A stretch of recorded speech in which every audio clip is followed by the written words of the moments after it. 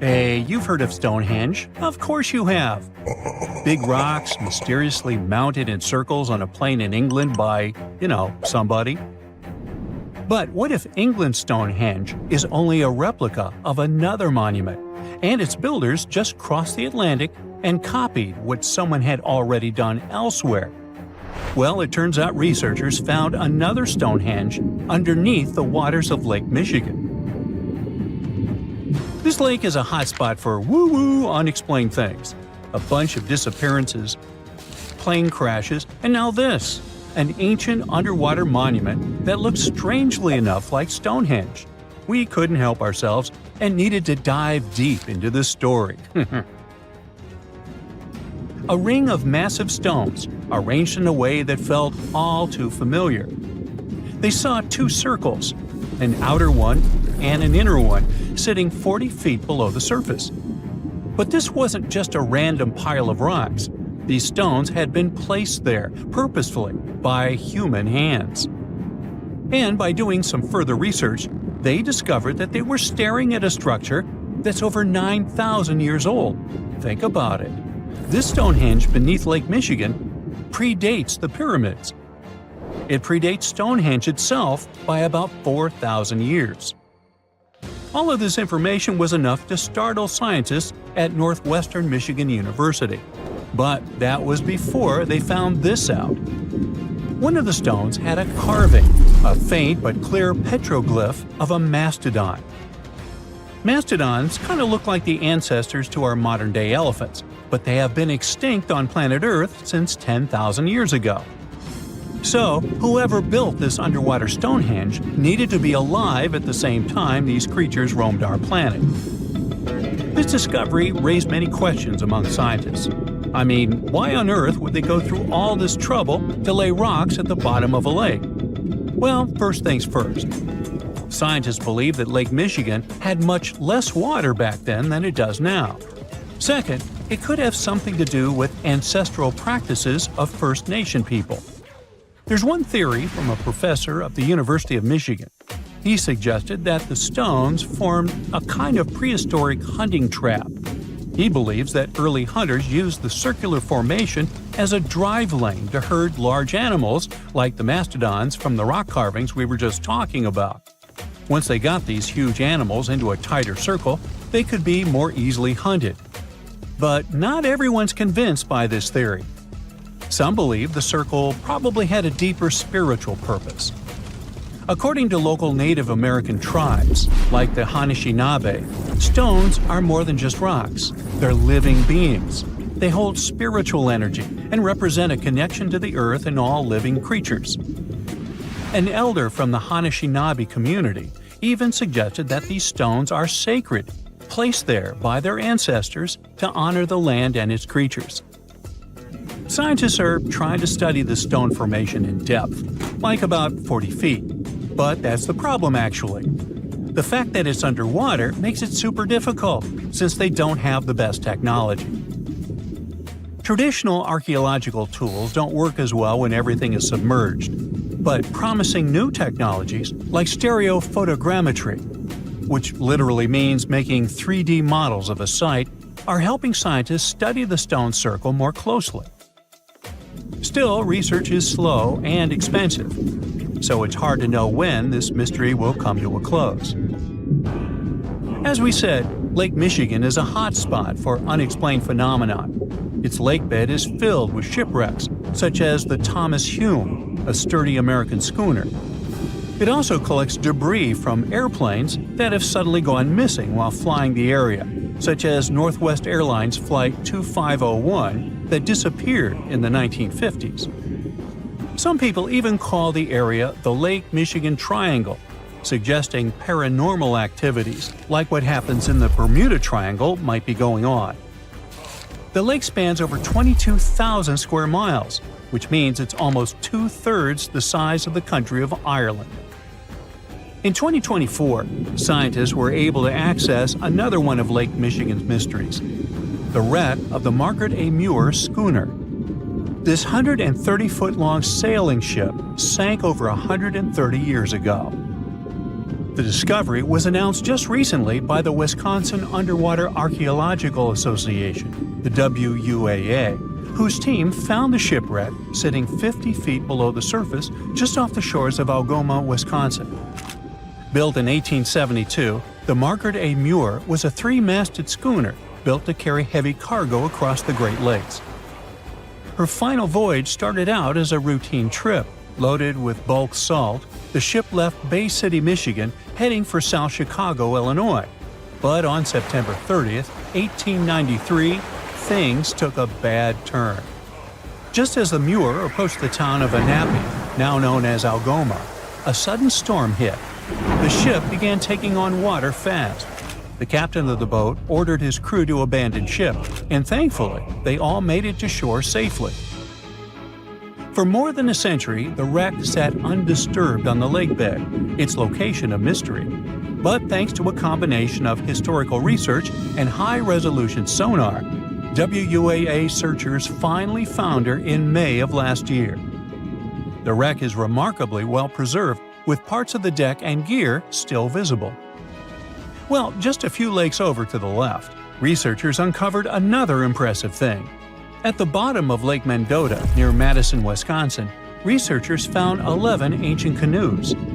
They believe the oldest of the canoes dates all the way back to 2500 BCE. Now, if you don't get why that's important, it's because you're thinking with today's head.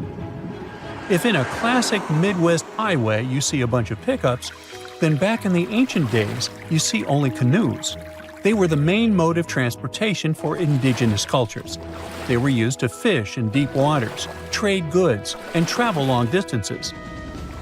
The reason why scientists were so excited with its discovery is because they had never found any proof of what canoes were being used for in this region back then. And to understand the local cultures that inhabited the area during this time period, they needed to have some information on that. This exciting discovery was announced by the Wisconsin Historical Society in May 2024. The first canoe, which they believe is around 1,200 years old, was pulled from the lake in 2021. Then a second one was dug up in 2022. And now divers have found at least 11 more canoes along what would have been an ancient shoreline, long since submerged. One theory is that these canoes were intentionally sunk to keep them from freezing or warping in winter. It's possible people stored them in the same spot for generations. Or maybe this is just a small part of a much bigger settlement. Historians do believe there could be an ancient village hidden under the water of the lake. Divers have already found stone tools, like net sinkers used for fishing, but the village itself hasn't been located yet. Truth is, while the Great Lakes often steal all the thunder, scientists point out that smaller lakes like Mendota have stories too. The Wisconsin Historical Society is working closely with Native nations to piece together more about the lake's history. You'll need to believe me when I say there is a third Stonehenge, all the way under the waters of Lake Constance, Switzerland. I mean, think of it like Stonehenge's cousin. Archaeologists began to discover this back in 2015, when they found a line of 170 man-made stone cairns under the lake. Scientists say this was most likely the work of several villages, and that the cairn site was probably used for some collective purpose because, well, the formations are huge. Some of them are several dozen feet wide, and they can build up to 6 feet. The most amazing discovery so far is that the site dates back to around 5,500 years ago. So around the time the original Stonehenge was being built.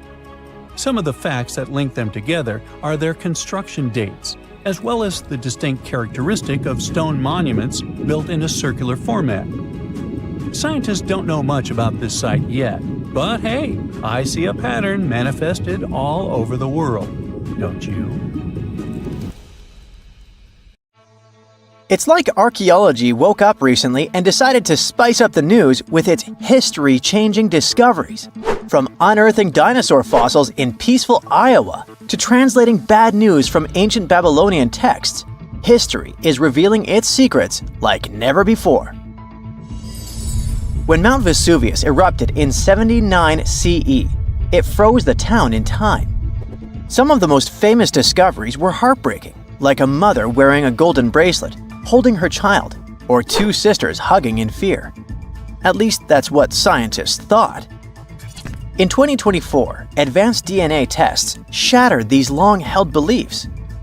The mother from the House of the Golden Bracelet was actually a man wearing a fancy 30-carat bracelet, and the child wasn't even related to him. As for the two sisters, DNA revealed one was actually a man, while the other remains a mystery. Some speculate they were lovers, but the truth is still buried in time. Speaking of rewriting history, another shocking revelation comes from ancient Babylon. Recently, archaeologists translated 4,000-year-old texts that turned out to be heralds of terrible news.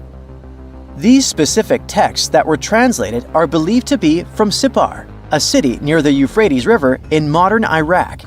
They talked about lunar eclipses, which is when the Earth's shadow blocks the moon, and for ancient Babylonians, these were warnings. Eclipses could mean everything from floods and famines to chaos in the kingdom. But here's the interesting twist. Babylonians also came up with clever ways to cancel these bad omens, like calling in priests to perform rituals, or consulting oracles for advice. These ancient astrologers took their job seriously, since it wasn't just about stargazing, it was about keeping the kingdom safe. Augustus was the first Roman emperor, so we can say he was a big deal. Archaeologists have already found ruins of the villas where he partied, but now they think they've found his final resting place. In a place near Naples, they found an old structure buried under a villa. They found the equivalent of a modern heating system, something that was probably used to draw warm baths. They also found shelves filled with ancient jars, suggesting the site later became a temple. They're still not sure this was Augustus's last home, but if confirmed, this would be a big deal for world history.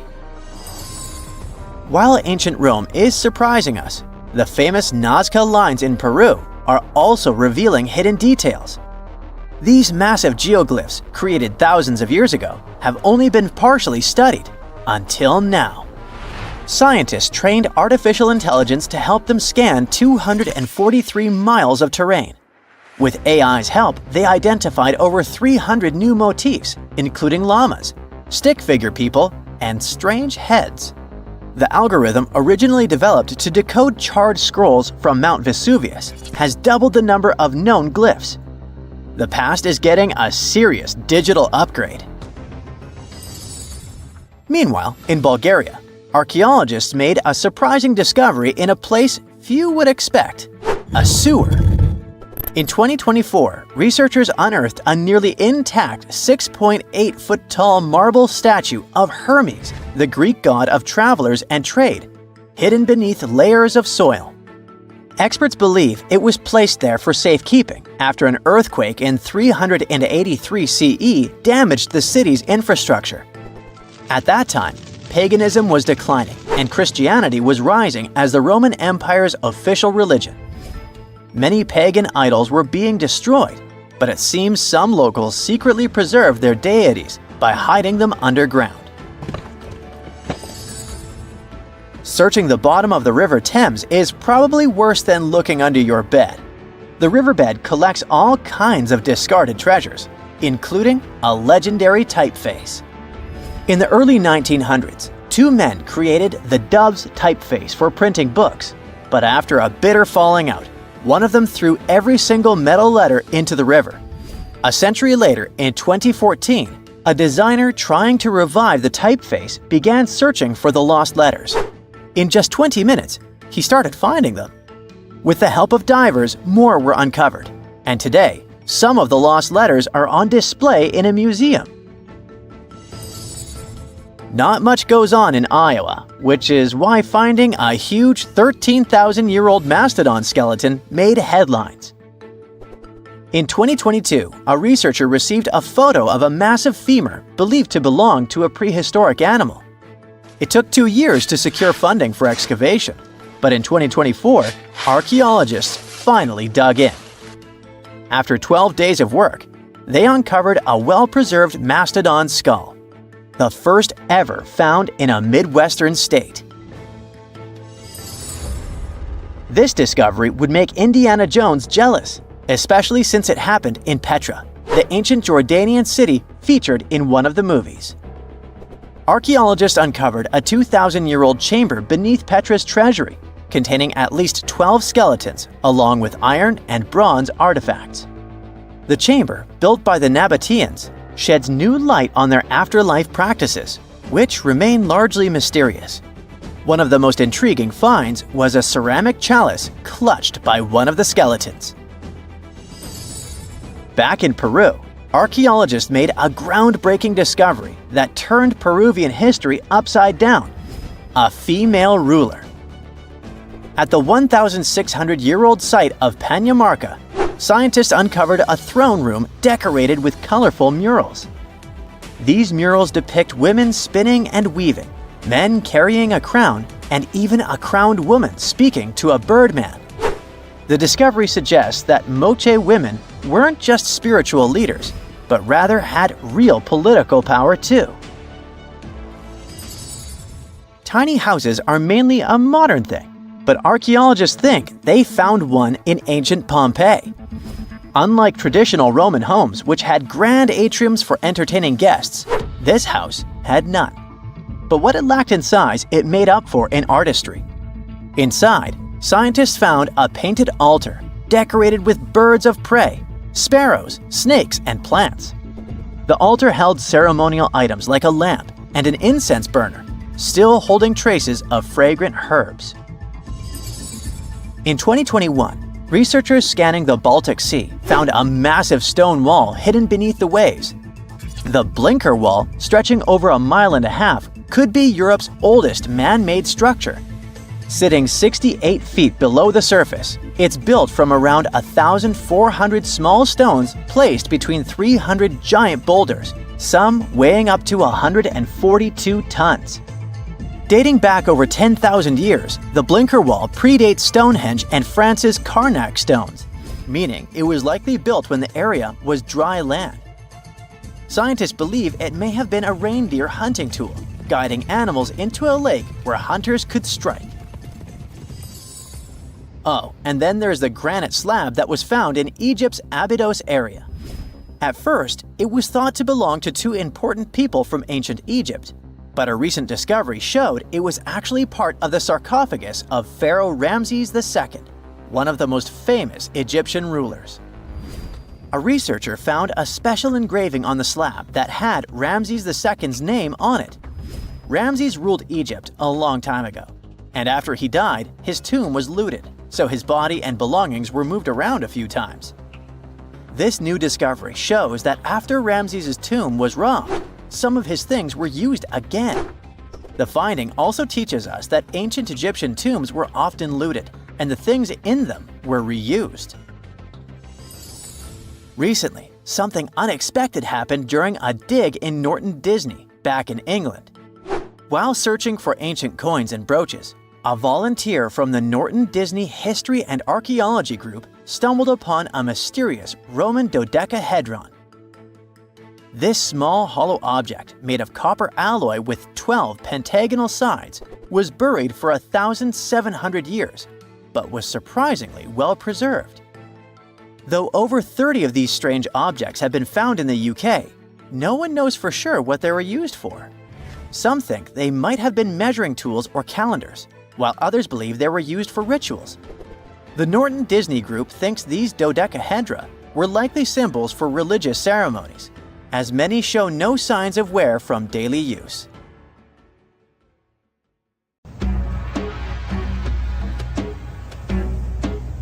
This is not a dune set. This is a very real desert in Niger. Jado was probably built by the nomadic Sao people and is filled with ksars, which are fortified houses made of salt and clay, with giant walls and secret passages. Located deep in the desert, it was once a vital stop for trans-Saharan caravans, but is now a hotspot for smugglers and bandits. The site has been off-limits since 2002 due to its dangers. The origin of the cassars remain a mystery. No archaeological studies have been conducted, leaving many questions unanswered. Even today, shifting sands reveal and conceal parts of these ancient ruins, fueling local speculation about what might still be hidden beneath the desert. Speaking of connective tunnels, scientists were blown away by the discovery of lava tubes in Saudi Arabia. These underground passages form when molten lava cools down. Researchers believe that ancient nomadic groups may have utilized these tunnels to survive the super harsh desert climates. While excavating the tunnels, archaeologists uncovered artifacts, rock art, and skeletal remains. The art and animal bones show that the people who used the tunnels were probably sheep and goat herders. They're still piecing together whether these groups lived in the tunnels for extended periods or just used them as temporary shelters.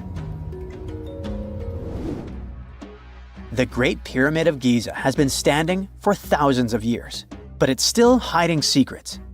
Using special scanning technology, scientists found two hidden structures under an ancient burial ground. The first is a shallow L-shaped structure, and below it is a much larger space that could be a final resting place or a chamber. The smaller structure was filled with sand on purpose, while the deeper one might be an empty chamber. Experts believe the two are connected, possibly as an entrance leading to a secret chamber. This is big news because it might give us some more insight into who built the pyramids and why. The world is full of ancient writing, but some messages refuse to give up their secrets, like the mystery of the Bashplemi tablet. This unusual stone, pulled from a lake in Georgia, is covered in symbols no one can read. Even with modern technology, experts are completely stumped. The tablet is about the size of a book, with 60 symbols carefully carved into its surface, but 39 of them don't match any known language. Some resemble scripts from ancient civilizations in the Middle East, India, and Egypt, but none are an exact match. To make things even trickier, part of the tablet is broken off, meaning a piece of the puzzle is missing forever. To rule out a hoax, scientists studied the tablet closely. They confirmed it's made of vesicular basalt, an extremely tough local rock. Whoever carved these symbols must have been really skilled. Based on similar archaeological finds, experts believe the tablet could date back thousands of years, possibly to the Late Bronze or Early Iron Age. Some symbols repeat, which could mean they're numbers. Maybe it's an inventory list, a record of battles, or even an offering to the deities. Until someone cracks the code, the Bashplemi tablet remains an unsolved mystery from the depths of history. Experts are still stumped with what this Minoan disc might mean. The Phaistos disc is one of the most mysterious finds from the Minoan civilization. This 6-inch clay object, discovered in 1908, has strange spiral markings that no one has fully decoded yet. The disc has 241 symbols on both sides, showing everything from people and animals to tools and plants. Experts have come up with many theories about what the symbols mean.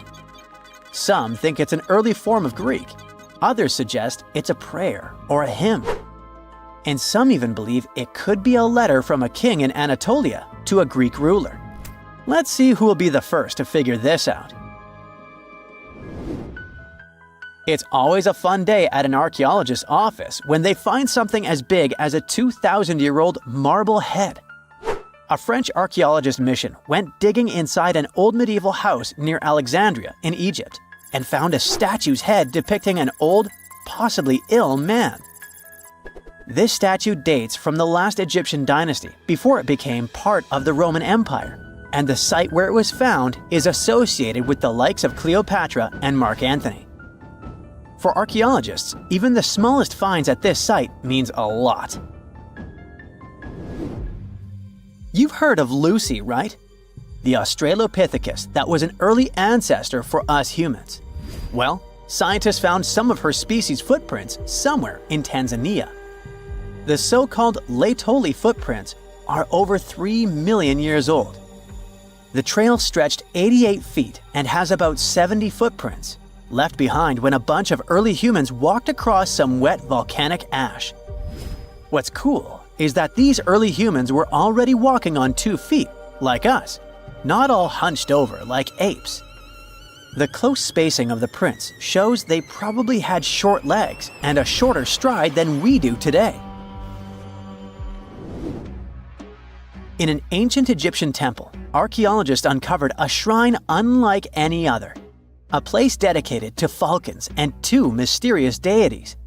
One deity had a falcon's head, while the other wore a crown with a sun disk and cow horns. But the most baffling discovery was an inscription that read, "It is improper to boil a head in here."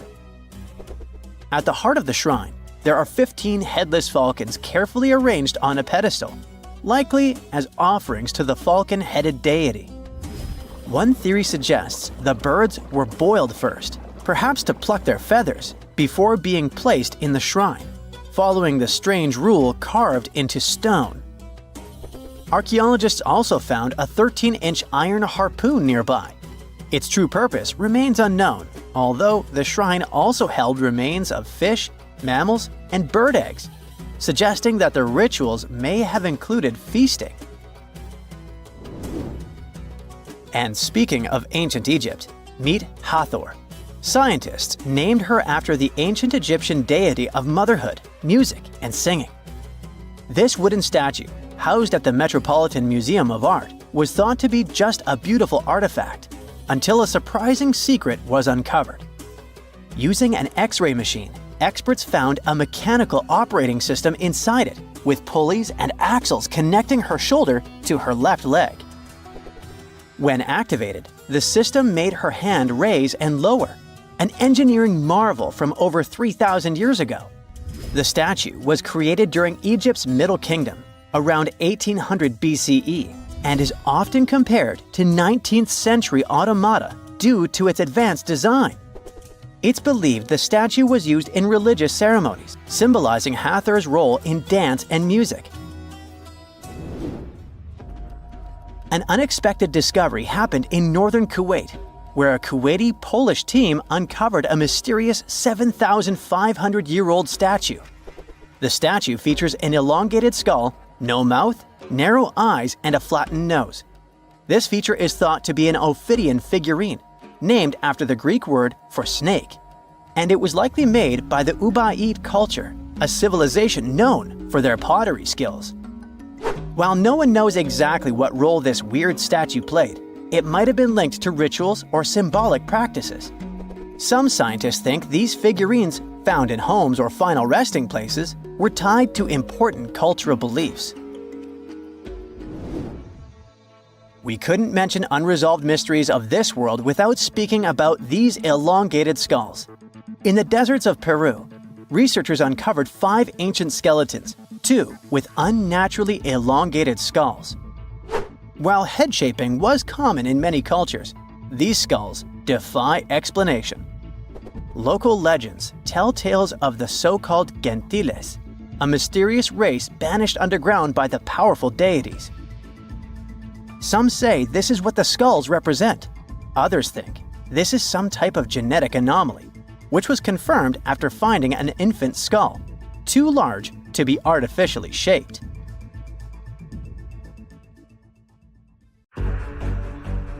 The conditions on this mysterious island might teach us how we can live on Mars one day. Devon Island is, to this day, the largest uninhabited island on our planet. It's located in the Canadian Arctic archipelago, and it's easy to see why people find it impossible to make a home here.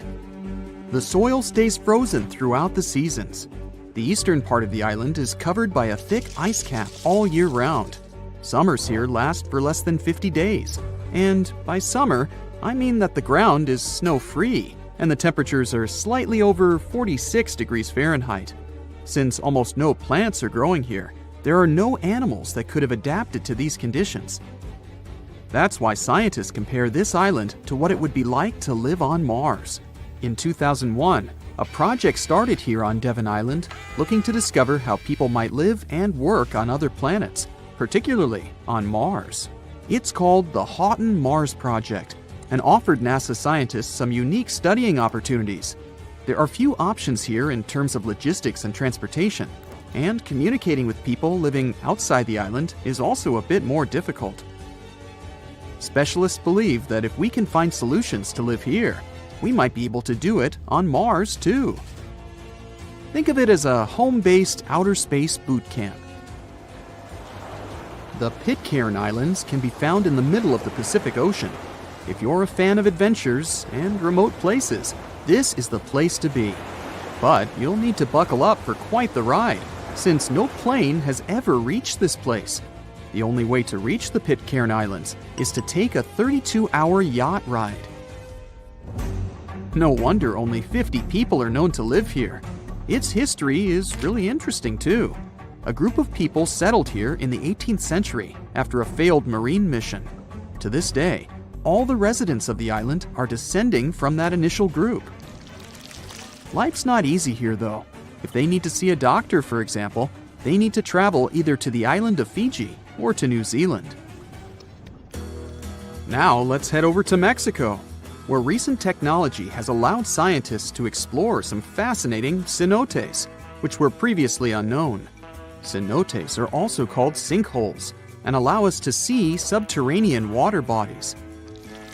A team of archaeologists, cave divers, underwater photographers, and biologists came together to explore and document the extensive network of sinkholes located in the Yucatan Peninsula. One of the hotspots is located under the main pyramid at the Chichen Itza archaeological site. In total, scientists are looking to explore about 6,000 cenotes stretched across this whole region. The whole project is important not only because of the geological discoveries, but also because of its connection to the Mayan people and their culture. These recent discoveries revealed that for the Mayans, these cenotes weren't simple water sources. They dictated the way they built their constructions and had a huge impact on their spiritual lives too. The tallest mountain in the world is Mount Everest, sure, but it's been explored by scientists and tourists alike and doesn't hold many secrets. The mysterious Gangar Puinsum, on the other hand, is the tallest unclimbed mountain on our planet. The reason behind this unusual situation is not because of its remoteness or harsh conditions. Rather, because it's against local legislation to climb it. It's located in the South Asian territory of Bhutan, and the name of the mountain translates to the White Peak of the Three Spiritual Brothers. Local tradition dictates that mountain peaks shouldn't be available to humans and need to be left to the higher spirits. Mountains in this region can only be climbed up to 3.7 miles, but Gangar Puinsum tops 4.7 miles. For this reason, there's no official record of any human reaching the peak. Almost all of the previous expeditions have been inexplicably stopped at the midpoint. The next unusual spot should be on any travel enthusiast's bucket list, the island of Madagascar. For starters, it's estimated that about 90% of the species of plants and animals that are found here can't be seen anywhere in the world. But there's one small portion of the island that has baffled both tourists and scientists, the Stone Forest.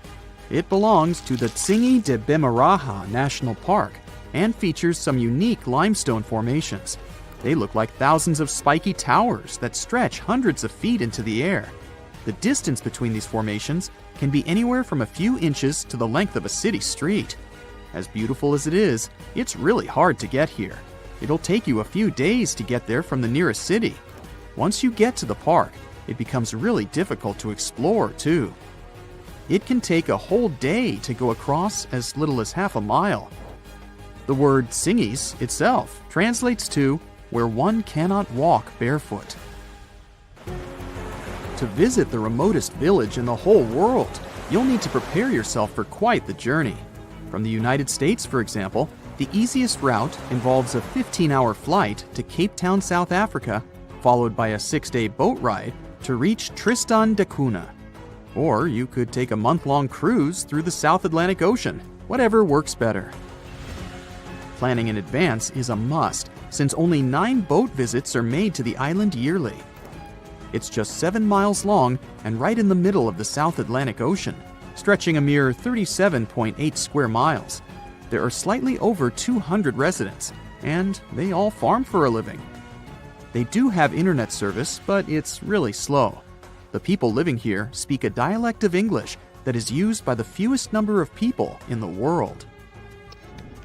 The town of Coober Pedi in Australia is partially underground. It all began back in 1915, when opal deposits were found in the area. To this day, the town is still the biggest opal mine in the world. People living here figured out that it would be more comfortable for them to stick to the underground, as temperatures above ground can reach 125 degrees Fahrenheit. So, the establishment now has underground stores and galleries. Coober Pedi is also home to the world's first 4-star underground hotel.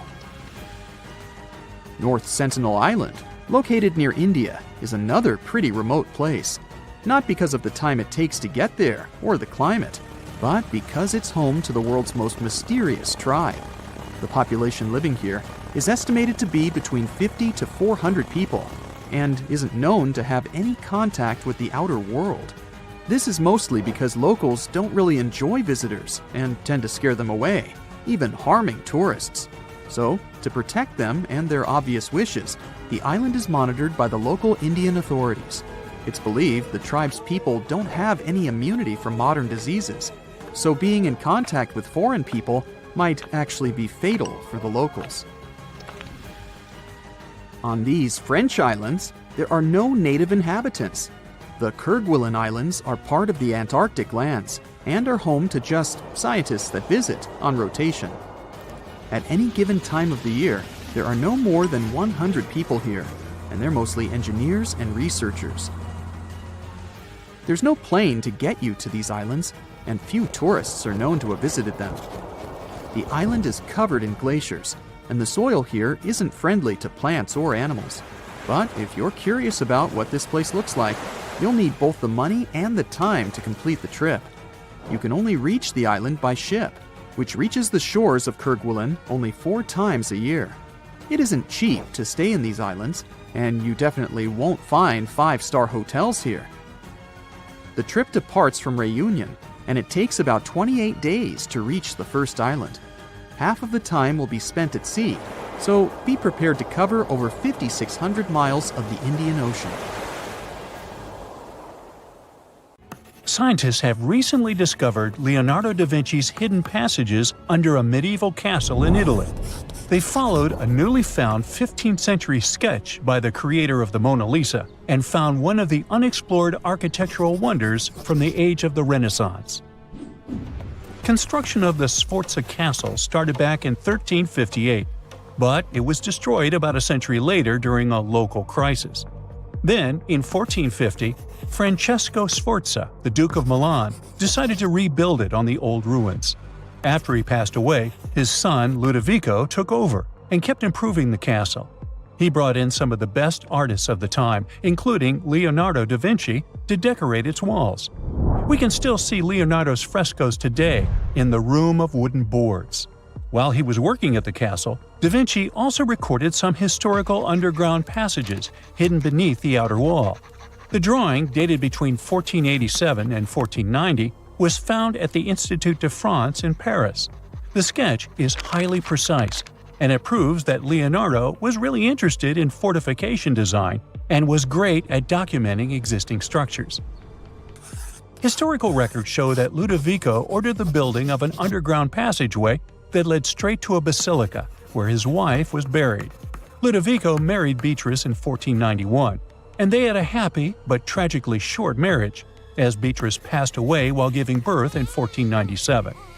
The Duke locked himself away for weeks, grew a beard, and wore only black clothes while he was mourning his beloved wife. The secret tunnel may have stretched over a half a mile and would let Ludovico visit her grave in private. It could have served as an escape route if the castle was ever under siege. The existence of the tunnels remained one of the mysteries of the Renaissance for years, as no one knew for sure they were there. But now, scientists finally uncovered the secret history. They used a combination of ground-penetrating radar and laser scanning to build up an accurate 3D model of all the structures under the castle. They found the tunnels Da Vinci alluded to in his drawings, and it looks like they may have only been a small part of a whole system of historical underground passages. The goal is to create a complete digital twin of the castle that will not only show all the preserved constructions, but also the ancient ones that are no longer visible. They also plan to add augmented reality to the virtual paths to let visitors discover Leonardo da Vinci's hidden passages. Now, we don't know if the genius actually took part in constructing the hidden passages that scientists recently discovered, but we do know about some other Leonardo da Vinci inventions. He created the first satellite-like map in 1502, long before photography or satellites were even a concept. A famous figure in Italy, Cesare Borgia, invited Leonardo to a small town called Imola, near Bologna, to create a highly detailed map for him. Back then, maps were not very precise, as no one had figured out how to show exact distances on a smaller scale. Instead, people spent a lot of time decorating them with dragons, roses, fancy castles, mountain ranges, flowers, and other artistic details. These maps look more like beautiful paintings meant to be displayed, rather than practical tools for navigation. But Cesare Borgia wanted something truly functional, and Leonardo managed to create something revolutionary in the field of cartography. If you compare satellite images of Imola today with Leonardo's map, the similarities are striking. He captured every alley, curve of the streets, roadways, and even the exact sizes of the buildings. And he did it all by hand, using just a pencil, ruler, compass, and several of his own clever inventions. To gather all the necessary data, the genius walked through the streets for weeks using a large wheel that spun as he moved, recording the distance with a cable. Using the magnetic compass, he determined precise directions. He also developed a tool called the bussola, which measured angles inside a circle. With this, he could track the exact turns of each street and the size of the intersections. He figured out the distances between houses and major roads. Then, back at home, he used his notes and calculations to draw the map to scale with incredible precision. In his work, Da Vinci also used a technique developed by Florentine humanist Leon Battista Alberti. He created a mapping method where you could place an entire city inside a circle using polar coordinates. At the center of the city, 8 straight lines met, representing the main directions of a compass. Leonardo used this system to divide the town into 8 sections. He didn't overlook even the smallest buildings, which made his map one of the most advanced of its time. The Italian genius had a big dream to build a machine that could let people fly. He studied how birds, bats, and kites move through the air and designed a special flying machine. He believed that if he could copy their movements, humans might be able to soar like them. Da Vinci's design looked a lot like a bat, with 2 large pointed wings that stretched over 33 feet wide.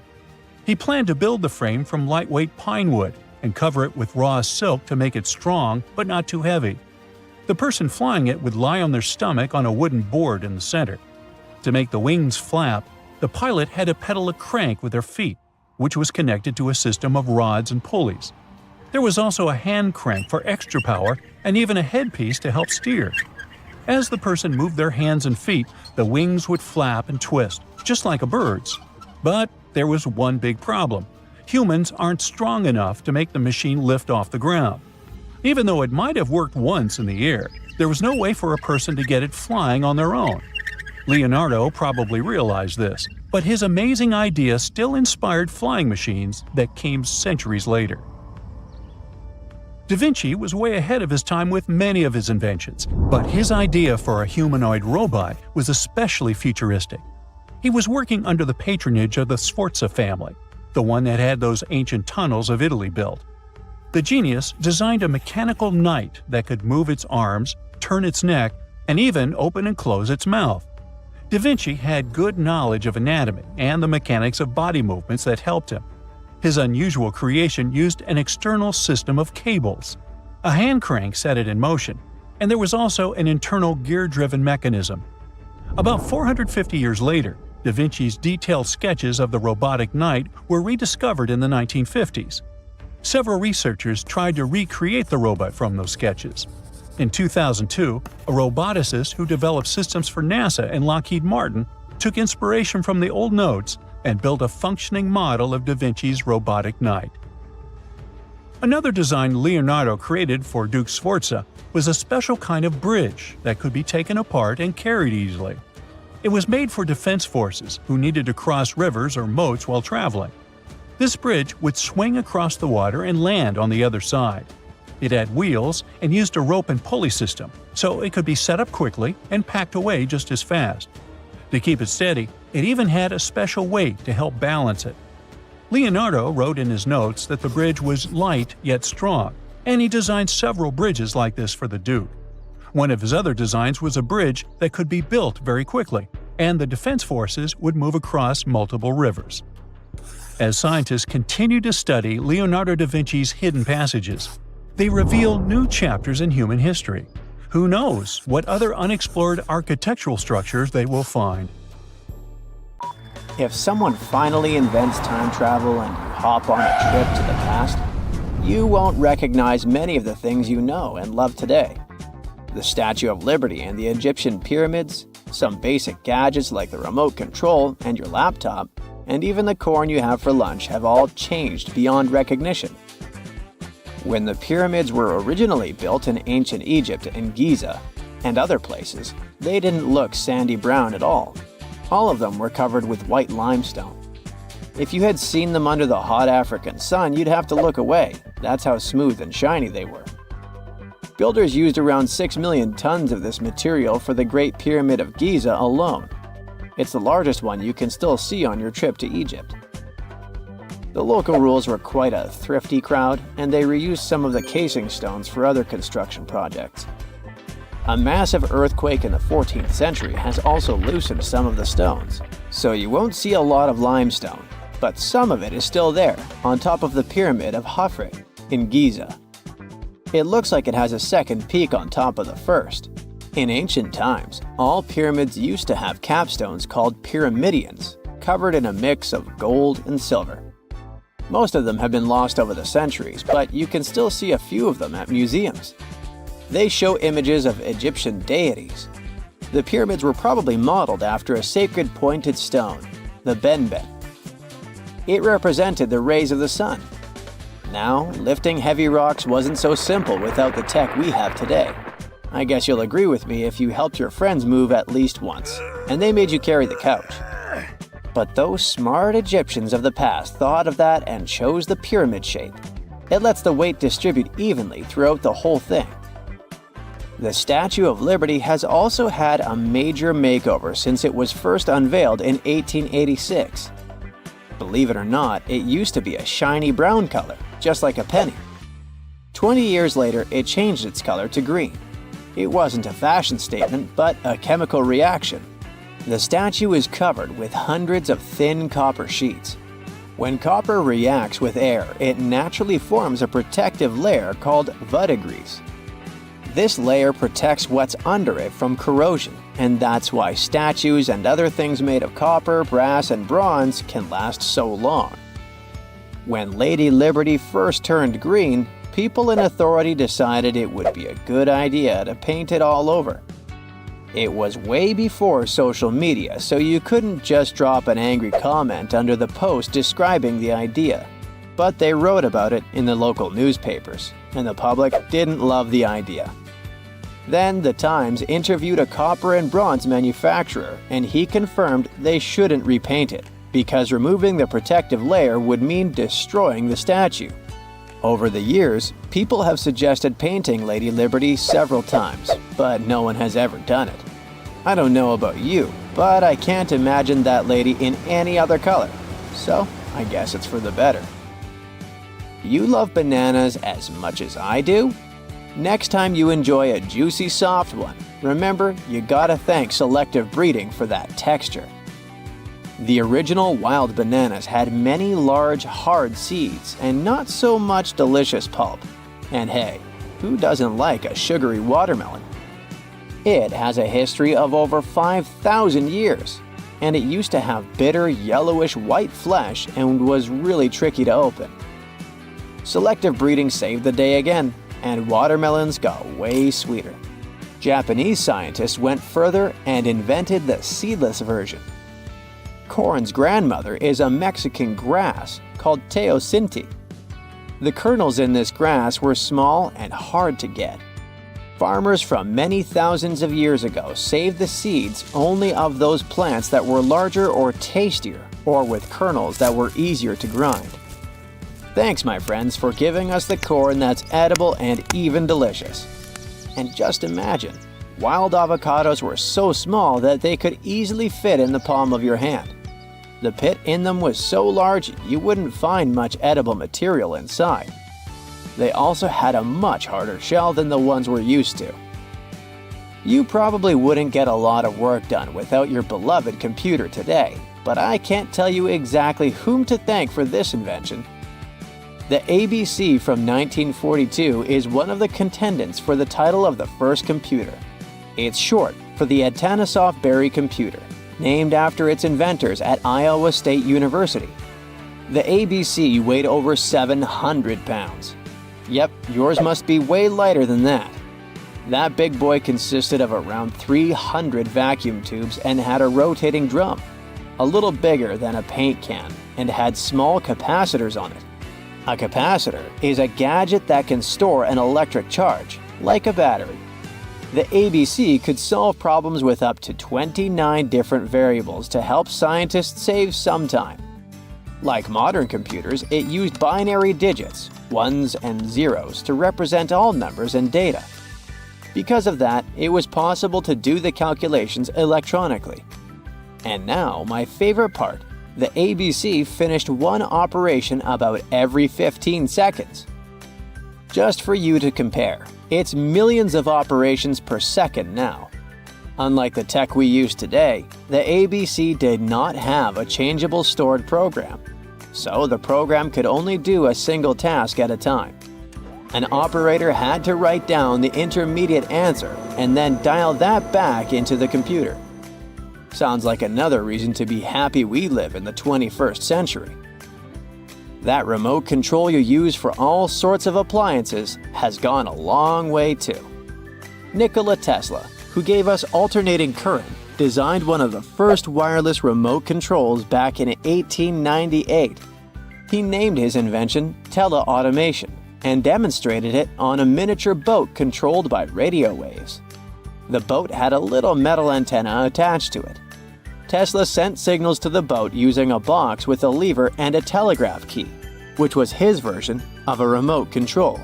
Those signals set electrical contacts on the boat into motion and moved the rudder and the propeller, and Tesla was controlling the boat. The concept of the remote control soon spread to other gadgets. The first television remote control followed in 1950. It was designed by the Zenith Radio Corporation called LazyBone. Don't take it personally, please. This LazyBone had a massive cable that was attached to the TV set, and those who tried it didn't fall in love with the invention because they tripped over that cord. I feel your pain, my friends. If you live or work on one of the top floors, you gotta love this one. Meet the first passenger elevator. It traveled at the speed of 40 feet per minute. Not the fastest, I know, compared to today's record, which is 40 feet per second. But hey, it was built back in 1857 in New York and was more of a tourist attraction than a necessity. The elevator had a steam engine hidden in the basement of a 5-story building. 3 years later, they shut it down because the public didn't appreciate it. Otis Tufts filed the first patent for a vertical railway around the same time. His invention included an actual car with a bench inside for people to sit on. Sounds like a great spot to hang out with friends to me. What do you say? Then they started adding elevators to luxurious hotels around the world. They were entire rooms with a rich design, upholstered seats and mirrors on the walls, and sometimes even a small chandelier. There was an obligatory operator who'd close the door and the car would start its super slow ascent. It was still more about style than about speed, so I guess I'd choose the stairs. Stonehenge wasn't a witchy monument to travel through time. it was actually constructed as a hope to build a different future. Recent research just found out that the monument was probably raised as an attempt to reunite the Britons during a period of big division. The thread of this story lies on the altar stone, the monument's most iconic rock. For years, scientists believed that the stones used in Stonehenge, including the altar stone, came from the nearby Prehistoric Hills in Wales. In this scenario, Stonehenge would have been built by a local community, that is, Neolithic people who would have found easy-to-access materials to build a ceremonial mound, a sundial calendar, and a final resting place, all in one. Things changed when another discovery was made. In 2018, leading-edge research pointed that the altar stone actually came from the River Tay region in northeastern Scotland, which is located over 400 miles away from Stonehenge. Scientists found similar rocks as such in Scottish monuments. You see, the altar stone is a recumbent stone, laying on its side. Many of the rocks were found in ceremonial stone circles in Scotland, and they are unique to this region. When this discovery broke through, it got archaeologists thinking. Maybe Stonehenge wasn't just a local project, but a wider collaboration between different tribes and communities across Britain. To understand this, we need to rewind to around 3000 BCE. That's when Britain still wasn't a unified country per se. Rather, it was a patchwork of tribes such as those coming from southern or eastern Europe, each with their own customs and beliefs. As an island, Britain's population changed many times. Britain was mainly composed of farmers who descended from people from the Middle East and arrived on the land around 6,000 years ago. This group thrived in the area until 2500 BCE, when another group coming from the regions of the Netherlands and Germany started to appear. These ones, also known as the Beaker people, were responsible for the large population turnover that Britain experienced during the Neolithic period and the years that followed. The Beakers were called so because of a specific type of pottery they used to make and bury their loved ones with after their passing. It's possible that the original dwellers of the land didn't like it that their land was being repopulated. And what researchers suggest is that Stonehenge was this attempt to reunite the original Neolithic farmer population and regain some type of identity control over their land. They would have invested a lot of time and energy in bringing the altar stone all the way down from Scotland, without the help of wheel technology, for example. You see, the wheel had already been invented in Lower Mesopotamia, but since there was no Wi-Fi at the time, the Brits weren't aware of this technology until much later on. This whole territorial crisis could have driven locals to use their resources to move the altar stone to Salisbury Plain in England, in order to reunify the land. You see, Stonehenge wasn't built in one go. Its history dates to around 3000 BCE. That's when the monument was just a circular ditch and bank, known as a henge. Inside, they placed wooden posts and possibly totem-like carvings. This version of Stonehenge wasn't about rocks yet. It was more of a ritualistic place and possibly a final resting place. They found several cremation pits from this period, making it the oldest resting place in all of Britain. It was only around 2600 BCE that the blue stones came around. The naming might be a bit misleading since they're not literally blue rocks. They have a bluish tinge to them when they're freshly broken, hence the name. These smaller rocks probably came from the Prehistoric Hills in southwest Wales, which is about 150 miles away from Stonehenge. Some researchers say that the ancient ones believed that blue stones had healing qualities. So we can maybe guess why they went through all of the trouble to move them from Wales to Salisbury Plains, huh? A little bit later than that, circa 2500, that's when we start having the Stonehenge we know and love today. That's when the Sarsen stones started to arrive.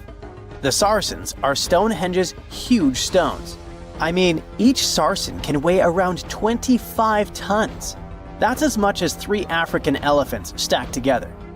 The Saracens make that iconic outer ring circle. Supposedly, that's also when the altar stone was moved from Scotland directly to the heart of Stonehenge. The altar stone is the largest of the blue stones used to build Stonehenge.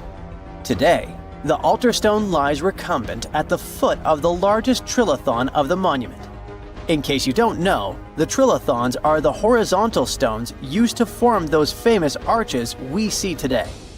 And here's where the story takes a twist. For nearly a century, scientists believe that the altar stone came from the same area as the blue stones, the Preseli Hills in Wales. It made sense back then. If you're already hauling stones from Wales, why not grab a special one to be the so-called altar?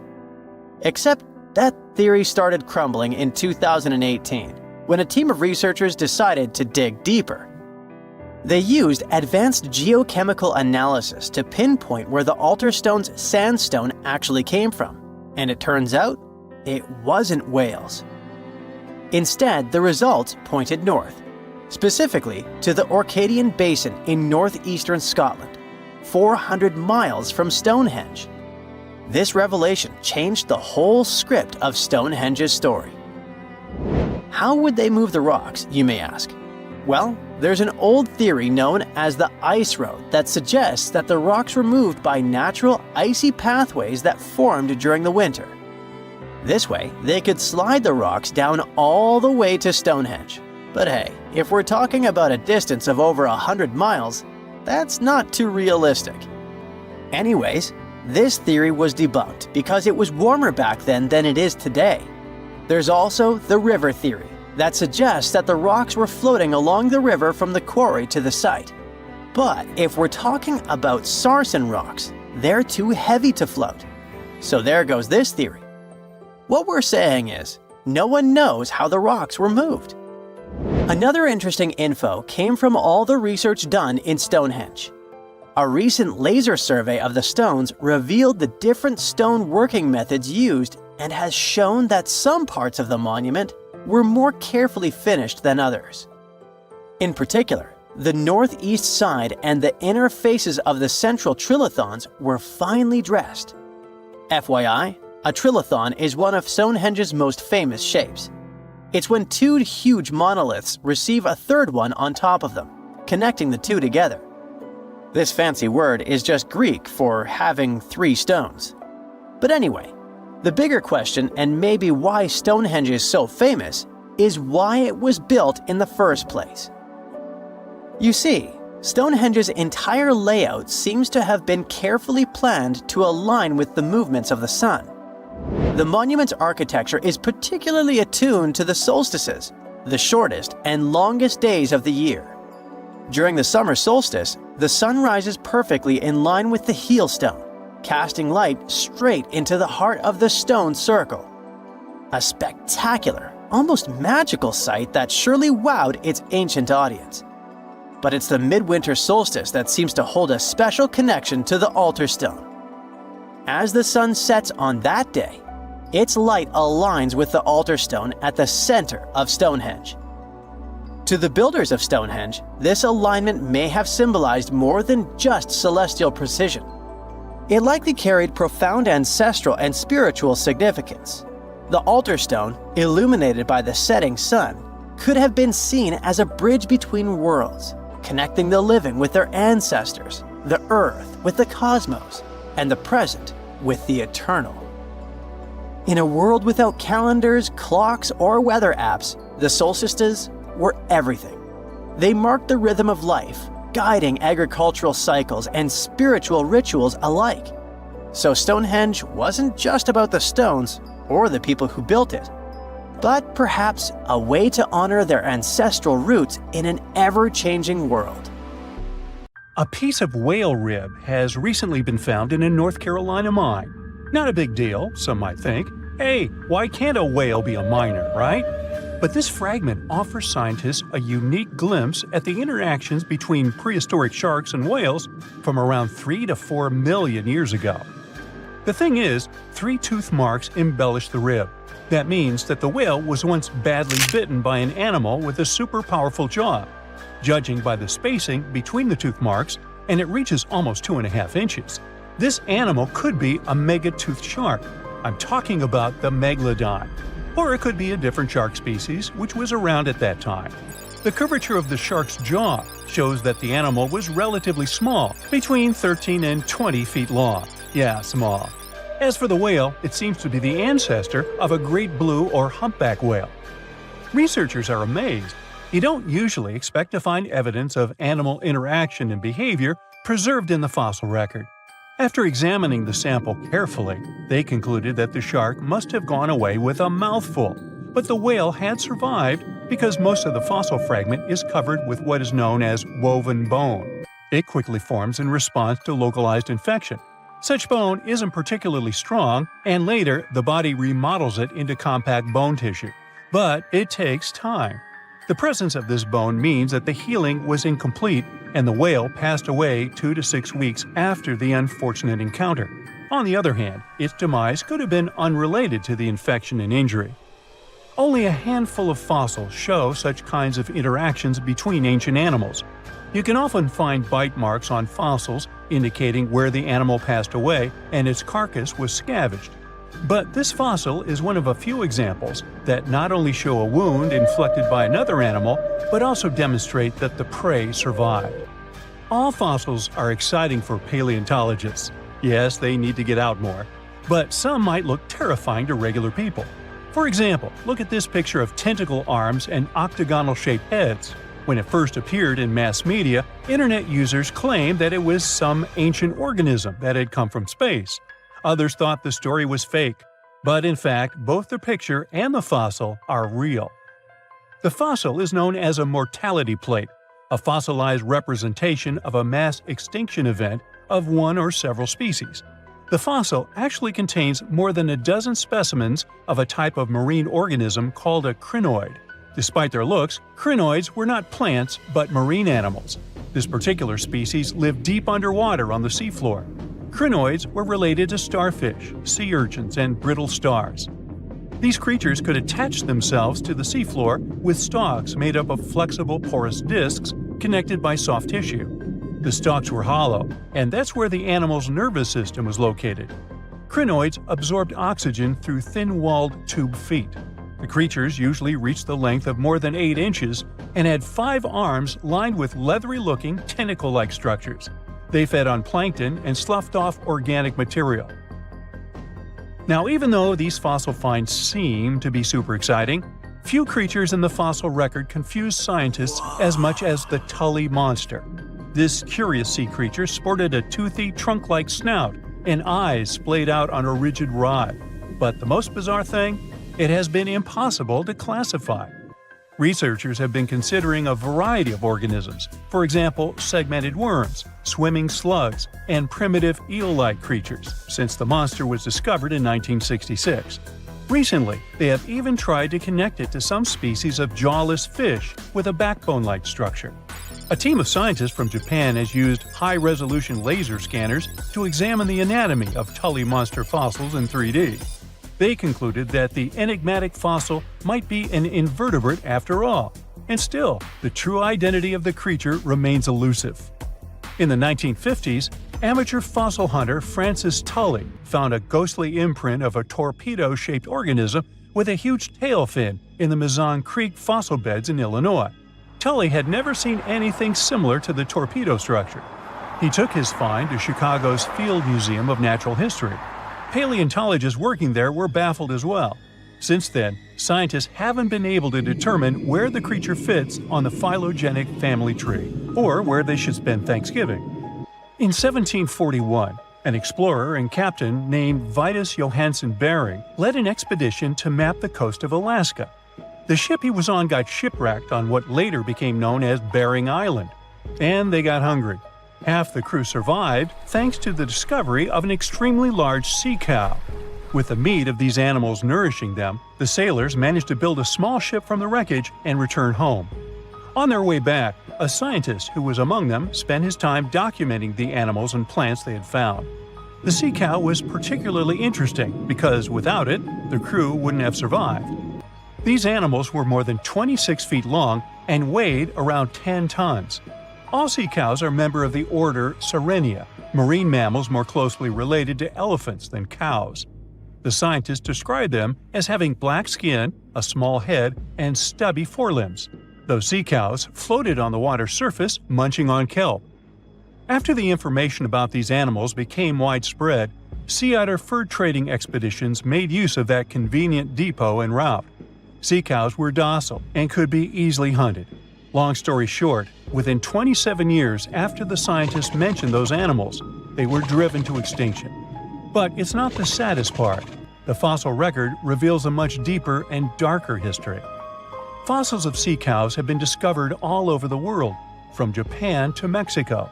It means that the animal once thrived in the vast kelp beds around the entire North Pacific Rim. That small population discovered by the expedition was probably the last remains of a once much larger and way healthier population.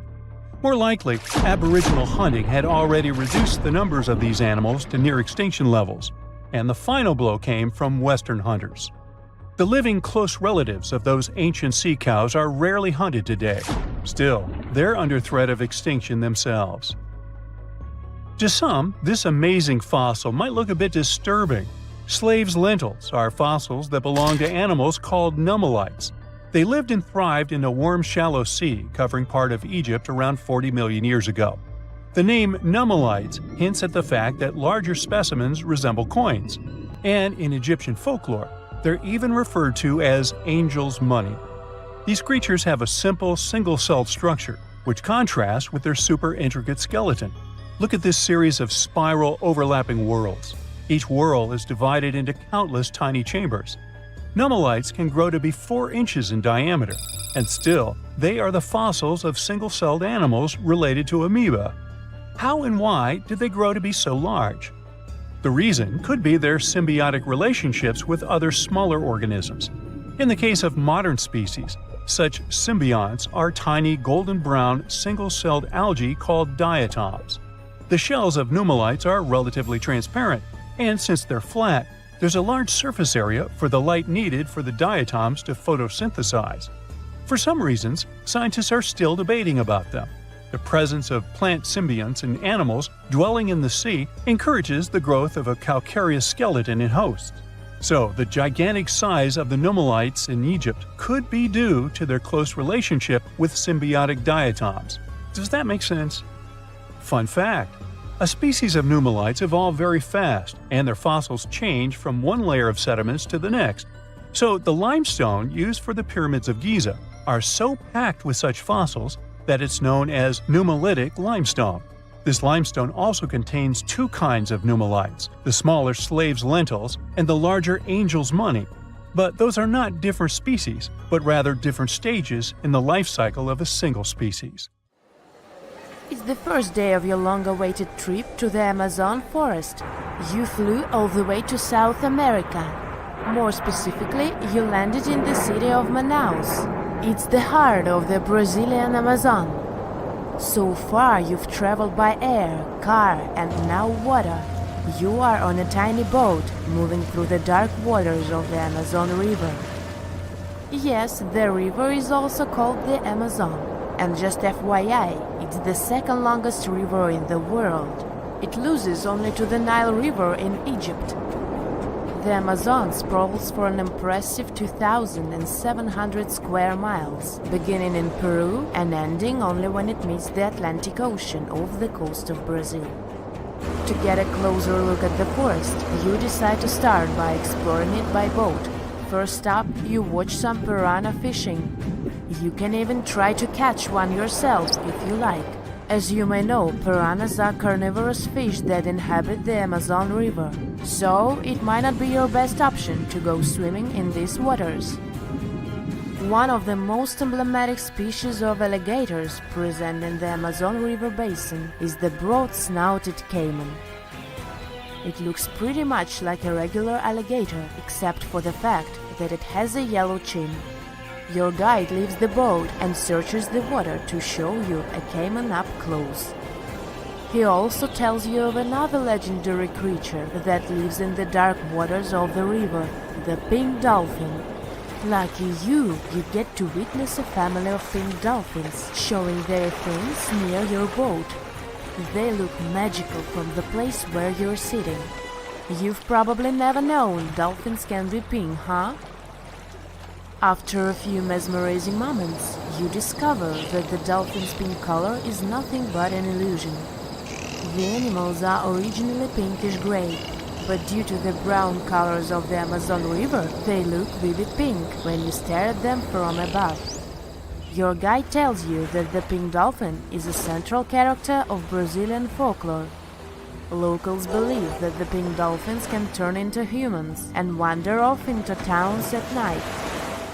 You get off your boat near one of the entrances to the forest. Now you're going to continue your trip on foot. Your guide says that you are venturing into very dangerous terrain. The Amazon is home to some of the creepiest species of wildlife on the globe, but don't worry, we'll get to see a lot of them today. You've come prepared, of course. Bug spray, a raincoat, and your sharp eyes. Inside the jungle, you need to be alert at all times. You may have heard legends of the anaconda, a snake that can swallow animals as big as a cow in one go. Sorry to break it to you, but those are not just legends. Reptiles like these do actually exist. They live deep in the jungle. Is it right there, moving between the trees? Is it a spider? The so-called Goliath bird-eater is a monster spider. Its legs can grow up to a foot in length, and the spider itself can weigh around 6 ounces. It's also known as the king of tarantulas. You shouldn't get too close, of course. It's not venomous to humans, but its bite can surely sting.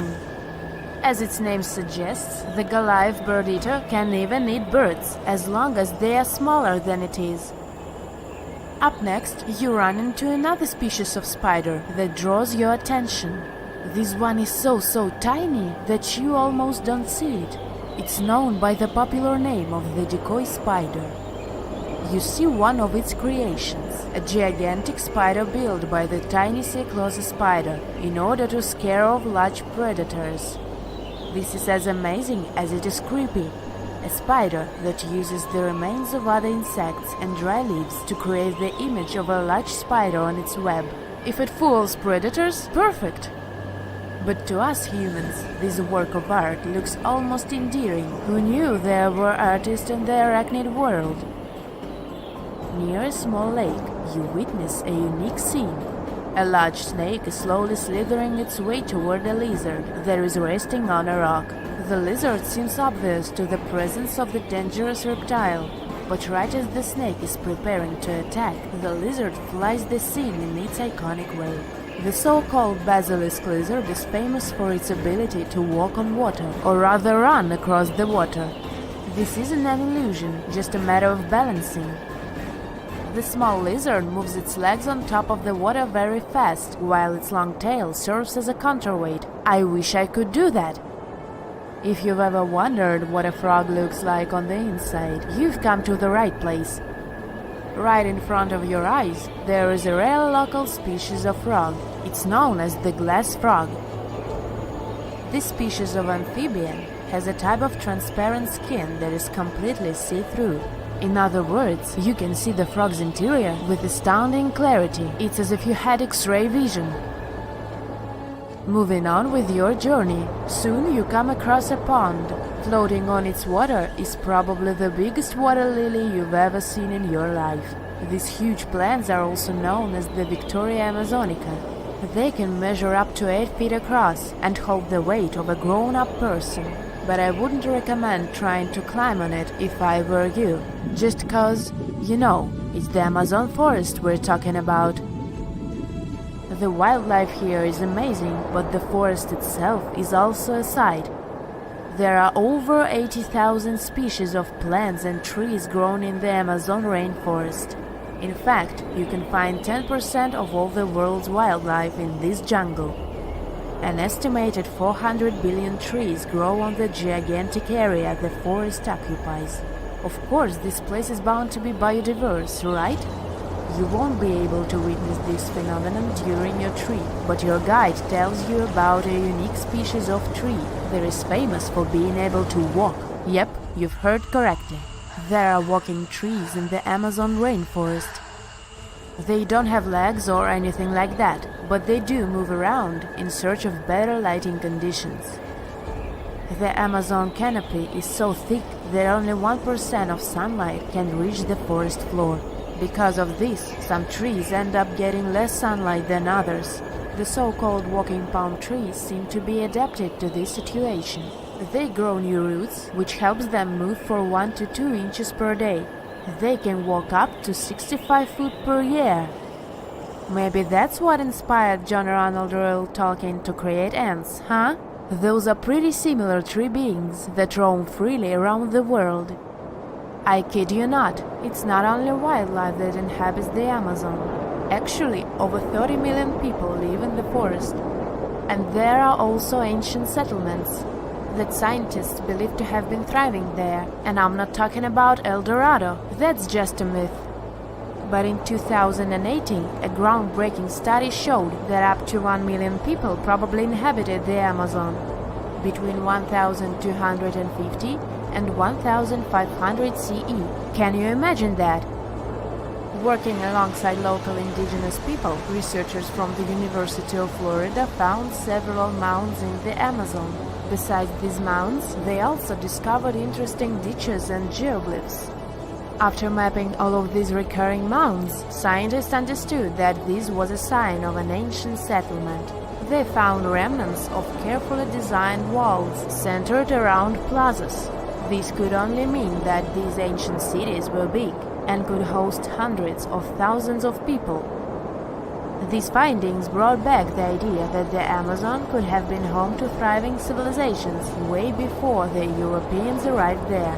But rather than cities drenched in gold, they were simply well-developed agricultural societies.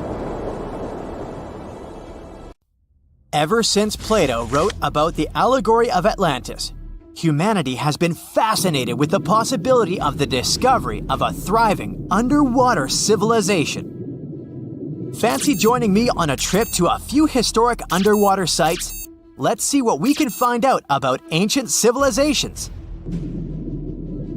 The first one on our list is what is being called the underwater Stonehenge. Scientists have recently discovered a mysterious pile of cairns that stretch for miles under the shimmering waters of Lake Constance at the borders of Switzerland, Germany, and Austria. Archaeologists began to explore the site back in 2015, and they haven't been able to understand yet what it was actually used for. What they do know is that there is a 12-mile line of 170 human-made stone cairns under Lake Constance. We were living in the prime years of the so-called Stone Age. We were beginning to make artifacts from stone and use them to hunt and eat. Can you imagine what a knife and fork might have looked like back in those days? It's no coincidence that scientists call this site the underwater Stonehenge, though. Both sites are believed to have been built around the same period of time. You see, Stonehenge dates back to around 3100 BCE.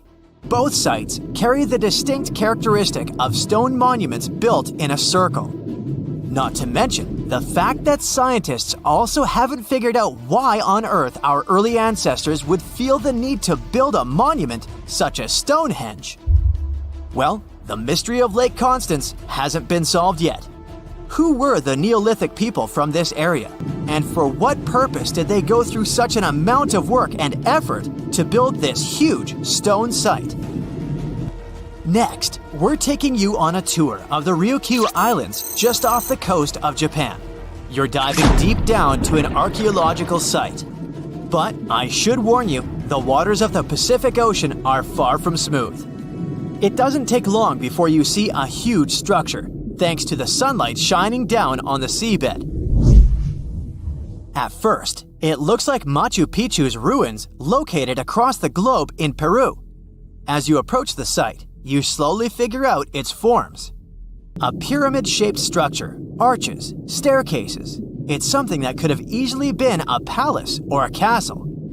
Could this be a sign of human activity? What you've just seen is known today as the Yonaguni Monument. It also goes by the name of Japan's Atlantis. The entire monument is about the size of 5 soccer fields and the height of a 5-story building. Its most surprising feature is its expanse of terraces. Explorers and scientists believe that Yonaguni might be 10,000 years old. But whether it's a human-made structure or a natural formation is still under debate. For Japan's top marine geologist, Professor Masaki Kimura, Yonaguni is the heritage of a lost civilization. Kimura has dived to the bottom of the ocean to explore the ruins over 100 times over the past 10 years. According to him, there are clear signs of human activity down there. On the monument's surface, there is a triangle-shaped concave that is a historical symbol of water fountains in the region. There's also a giant turtle carved on the eastern side of the structure. And, according to Kimura, turtles have an important cultural meaning. Several pieces of stone tools have been recovered from the site. Their estimated age is around 10,000 years. However, not all scientists support this theory. For many, Yonaguni is the result of thousands of years of erosion. The fact that the monument is composed of one massive rock leads them to believe it's not human-made. The defined edges and flat surfaces resemble a natural formation in Northern Ireland, known as the Giant's Causeway. The basalt columns look like the ruins of a palace, but they're actually the result of volcanic activity in the region. Now, you're flying to the coast of Greece, 4 hours away from Athens. More specifically, you're in the Peloponnese Peninsula. You dust off an old snorkel and head for a free dive on a bright sunny day. Sometime into the dive, you start noticing patterns on a seabed. 13 feet below the surface, outlines of familiar objects start to appear, one by one. As you continue swimming, what looks like the outline of an entire city emerges in front of your eyes. Are you wondering how water could have taken the whole city? Rocks are perfectly aligned into what appears to be the foundation of a building. This is Pavlopetri, an ancient city you've probably heard about for the first time. It was discovered by Nicholas Fleming, a British oceanographer, when he was on vacation in Greece. He had heard rumors about Pavlopetri's existence and indeed found several artifacts on the seafloor. He went back to the area a year later with the team. They found a site filled with pots, storage vessels, and tools. A kernstone, for instance, is a tool used for grinding grains and turning them into flour. Multiple amphoras indicate that this settlement dates back to the Bronze Age, 5,500 years ago, when people started living in towns. The settlement is believed to have existed for over 2,400 years. Today, Pavlopetri is considered the oldest submerged town ever discovered, and what's impressive is that it wasn't a simple village. It was a vibrant port city with stone buildings, a marketplace, streets, and even squares. The next stop on our voyage is one of today's most famous underwater cities that has been turned into an archaeological park. The city of Port Royal in Jamaica exists only below the surface, but in 1692 it was one of the wealthiest cities in the Western Hemisphere. Port Royal was the center of the British Empire at the time and an important trade city that attracted people from all over the region. It was also home to real-life pirates of the Caribbean. On the morning of June 7, 1692, the people of Port Royal met a different fate than they had probably expected. The city woke up shaking. People were thrown out of their beds by the power of a massive earthquake, ranking 7.5 on a Richter scale. One survivor said he had seen Earth opening up and swallowing the whole town. What he said could be true, as the city was mainly built on sand. The ground swallowed buildings, roads, you name it. Geysers erupted, and finally, waves as big as 10-story buildings hit the city. about 33 acres of the city disappeared under the water. Amazingly, most of its 17th century remains are still in good condition under 40 feet of water. Archaeologists have found taverns, storage rooms, kitchens, and recreational buildings used for diverse purposes. You can also see a grand lion statue, a submerged bridge, and many picturesque arches. Of course, I saved the best for last: India. Just off its coast lies another sunken marvel. A site known as the Lost City of Cambay is located in the Gulf with a similar name. It remained undiscovered until 2001, when the National Institute of Ocean Technology made a routine water assessment. With the help of sonar technology, which sends a wave sound to the bottom of the sea, they found something far beneath the surface. Images showed well-defined geometric shapes spread along a 5-mile stretch. The remains date to more than 9,500 years ago, meaning this civilization was lost at around the end of the Ice Age. Debris recovered from the site included construction material, pottery, beads, sculptures, and even bones. Scientists argue whether these artifacts are indeed from the site, but if they truly are, then the lost city of Cambay might be the oldest civilization in the world. No man shall ever find my tomb. That's what, according to rumors, Cleopatra once said. Rumor has it really wasn't about the gender. She wanted no living soul to disturb her, and I think she meant that no human would ever discover the location of her grave. But, surprisingly, it was indeed a woman who was closer than anyone before to finally discovering the Queen's resting place. Meet Kathleen Martinez Berry, a criminal lawyer turned archaeologist. She got so intrigued with Cleopatra's story that she packed her bags and went to Egypt with no official support and even no permission from the authorities. All she had was pure determination to find the Queen's tomb. Now, you could say Kathleen had always been ahead of the game. She skipped grades in school, mastered piano, chess, swimming, and martial arts, and grew up listening to top intellectuals debating in her home. And she even got her law degree at just 19, and archaeology was her side passion. She had never actually been to Egypt, never dug up a single artifact. But her fascination with Cleopatra went all the way back to an argument with her father in 1990. That day, she walked into his library looking for a copy of Antony and Cleopatra by Shakespeare. Her dad, Fausto Martinez, a professor and legal expert, casually called Cleopatra a seductress. Kathleen wasn't having it. She fired back, arguing that history had been totally unfair to Cleopatra. The Romans, she said, wanted to destroy her reputation, and for centuries, people had just believed their version of the story. The debate went on for hours, and in the end, her father admitted maybe he had judged Cleopatra too harshly. That conversation changed everything for Kathleen. From that day on, she read every ancient text she could find, especially Plutarch's account of Cleopatra and Mark Antony. The more she learned, the more convinced she became that Cleopatra wasn't just some queen who fell for the wrong guy. She was a genius, playing a dangerous political game to keep Egypt independent. And the more she read, the more she started thinking, what if everyone had been looking for Cleopatra's tomb in the wrong place? That thought stuck with her. When she was caring for her second child, she earned a master's in archaeology. Multitasking. That reignited an obsession that would take over her life, uncovering the truth about Cleopatra. Even though most experts believe that Cleopatra's tomb, along with the final resting place of 13 other Ptolemaic rulers, lies somewhere beneath modern-day Alexandria, Dr. Martinez has a different idea. She believes Cleopatra was buried at Taposiris Magna, an ancient temple dedicated to Osiris, the Egyptian deity of the afterlife. But she still needed an ancient foundation plate. These plates, about the size of a smartphone, were placed beneath important temple structures and often contained inscriptions explaining when and why the temple was built.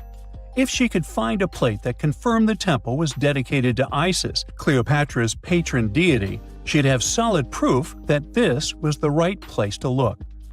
Nothing could deter Martinez. She excavated the entire temple site, digging deeper than anyone before her. Her team found coins with Cleopatra's name and face stamped on them. It meant Cleopatra had a direct connection to this site. Then, they uncovered something even more interesting: a tunnel used to bring water to people, leading straight from the temple into the Mediterranean Sea. So, if parts of the temple had already sunken into the water, could Cleopatra's tomb be down there too? Martinez needed proof to convince Egyptian authorities to let her search underwater. And, against all odds, she found the missing foundation plate. On it, the pharaoh offered a large area of Nubia to deity Isis.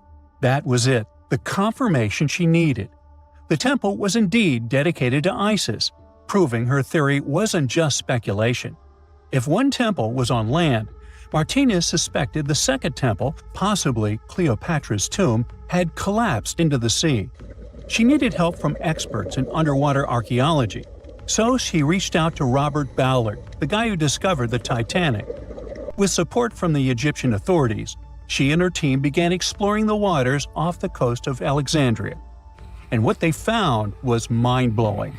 Underwater, they discovered massive stone structures, some standing 6 to 10 feet tall, right where the coastline would have been thousands of years ago. They also found basalt blocks, the same material used in the statues from the first temple. That meant one thing: those weren't just random rocks. They were the remains of a lost city, buried beneath the sea for centuries. Now, we can only wait and see whether Martinez and her team will be able to unravel one of the greatest mysteries of the past left by the outstanding woman that was Cleopatra. Here's some backstory. After her father, Ptolemy VII, passed away, Egypt's throne went to both Ptolemy VIII and Cleopatra, or so it seemed. Cleopatra, just 18 at the time, allegedly married her 10-year-old brother. Yeah, ancient royalty had some different customs, though there's no solid proof of that. But sibling love didn't last long. Young Ptolemy decided he wanted all the power for himself and tried to push Cleopatra out. Forced to flee the country, she didn't just sit around feeling sorry for herself. She raised an army, ready to march back and take what was hers. That's how, at 21, she was already in the Sinai Desert, leading an army and planning her return to the throne. Now, by that time, Cleopatra had already been locked in a powerful political, and not only political, alliance with Julius Caesar. In June 47 BC, she gave birth to a son, Ptolemy Caesar, better known as Caesarion, who, many believe, was Caesar's child. But that didn't stop her from playing by Egyptian royal rules. And her husband number 2, her other brother, Ptolemy XIV. Yep, despite her ongoing affair with Caesar, Cleopatra married yet another sibling, because, in her world, keeping the throne in the family was the name of the game. Now, marriage aside, Cleopatra's bond with Caesar stayed strong. She even traveled to Rome with Ptolemy XIV for a state visit. But instead of playing the role of a dutiful queen, she stayed in Caesar's private villa by the Tiber River. But after Julius Caesar lost his life in 44 BCE on the Ides of March, Cleopatra's political standing became shaky. To make matters worse, her brother-husband Ptolemy XIV passed away soon after, and some suspect Cleopatra had a hand in it, leaving her as the sole ruler of Egypt. Meanwhile, back in Rome, Mark Antony was rising to power as Caesar's presumed successor. Wanting to size up the Queen of Egypt, he summoned Cleopatra, and she did not disappoint. Sailing into town on a lavish barge, dressed as a deity, Cleopatra made quite an entrance. Antony was instantly mesmerized, so much so that he left his third wife back in Rome and followed Cleopatra to Alexandria, where their relationship turned into a full-blown royal affair. The two had 3 children together. Together, they waged war against Caesar's adopted son, Octavian, in a battle for control of the Roman Empire. The last time the queen was seen, she was in her mausoleum, dressed in full royal splendor, diadem on her head, lying on what Plutarch called a golden couch. When Antony and Cleopatra lost at Actium, Octavian's forces marched into Alexandria. Cleopatra apparently knew the end was near, so she locked herself inside her mausoleum, surrounded by gold, silver, pearls, and priceless art. Those were the treasures she threatened to burn rather than let the Romans take them. Antony, meanwhile, wasn't going to let the Romans capture him alive. He wounded himself with his own sword, but before he passed away, he was carried to Cleopatra's side. She held him as he took his last breath in her arms. A little over a week later, Cleopatra made her own choice. Rather than face humiliation as Octavia's prisoner, she ended her life. Legend says it was the bite of a deadly asp, though history isn't quite clear on that. At the time, Cleopatra was only 39. Sounds like a rather full life to me. The Azores are 9 islands in the Atlantic Ocean, sitting about a third of the way from Europe to North America. A history textbook will tell you that the Portuguese explorers discovered this beautiful archipelago in the 15th century. Until then, they were uninhabited. The islands still belong to Portugal, so there seems to be no controversy or mystery here, except for the fact that some researchers think the Azores were home to an ancient civilization from thousands of years ago. Others support the idea that the famous Atlantis itself was here. In 2010, archaeologists announced that they found some structures on the islands which looked like they were from the Stone Age. If that's true, it would mean that there was a civilization back then which was advanced enough to travel this far and settle on the remote islands. A special scientific commission studied the matter and concluded that those structures were natural rock formations or had a more modern origin. So the first settlers were supposed to have been the Portuguese.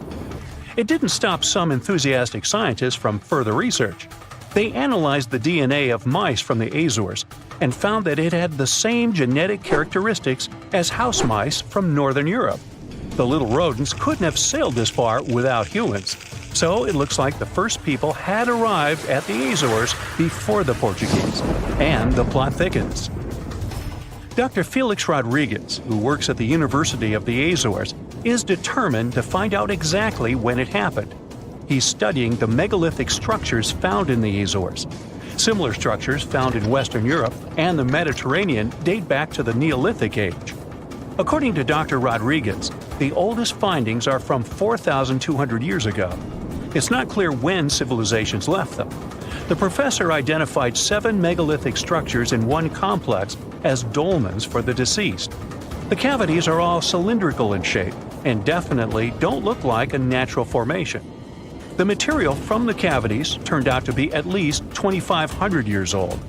There are also some pieces of ceramics that seem to be even older. It looks like the rocks in the area had been lifted. You can see it by the small waves left by lava. It's thick and sticky, so it can't leave vertical marks. Someone must have moved the rock from its horizontal position. Another interesting finding is some stone anchors with holes found by the sea. Similar ones were used in the Mediterranean and on the Atlantic coast of Europe, dating back to 1000 and 2000 BCE. The 15th century Portuguese were advanced sailors and never used stone anchors, only metal ones. The scientists also managed to find a structure built right in the volcanic tuff. It looks somewhat similar to the ones built in the Mediterranean that are at least 2,000 years old. These structures are called columbariums and were used to store the ashes of the deceased. They also found something resembling an oven next to it, so they could be a part of one complex. There's also a basin in the middle, and it's not the only one on the island. It looks like they had a special meaning to their builders. There are channels around the construction. They connect the 4 basins, and the sun lights each of them at different times of the year. It was all carefully planned, as they were lit the brightest during winter and summer solstices and autumn and spring equinoxes. The water passed through all the basins and went directly into the sea. It could have been a purifying ritual. Now, some people are skeptical about the findings and believe they're all parts of a fortress from the 16th century. Professor Rodriguez is determined to prove it's all much, much older. There must have been some ancient civilization here that could have left because of the volcanoes that go crazy every 50 years. Antonietta Costa, a postdoctoral student at the University of Porto in Portugal, is also sure that the first people came to the Azores in prehistoric times. She has studied standing stones with small openings, explained as cuts for quarrying the stones. Costa believes they are part of a calendar system. She noticed that none of the slits in the rocks were aligned with the cardinal east direction. The slits closest to it are smaller than the ones facing other directions, so it can't be just a coincidence. It also looks like the slits are aligned with the solstices, and that's what makes Costa think it could be a calendar. She also thinks the inscriptions left on slabs of bedrock on the islands are much like those maps that were left on the rocks during the Stone Age in mainland Europe.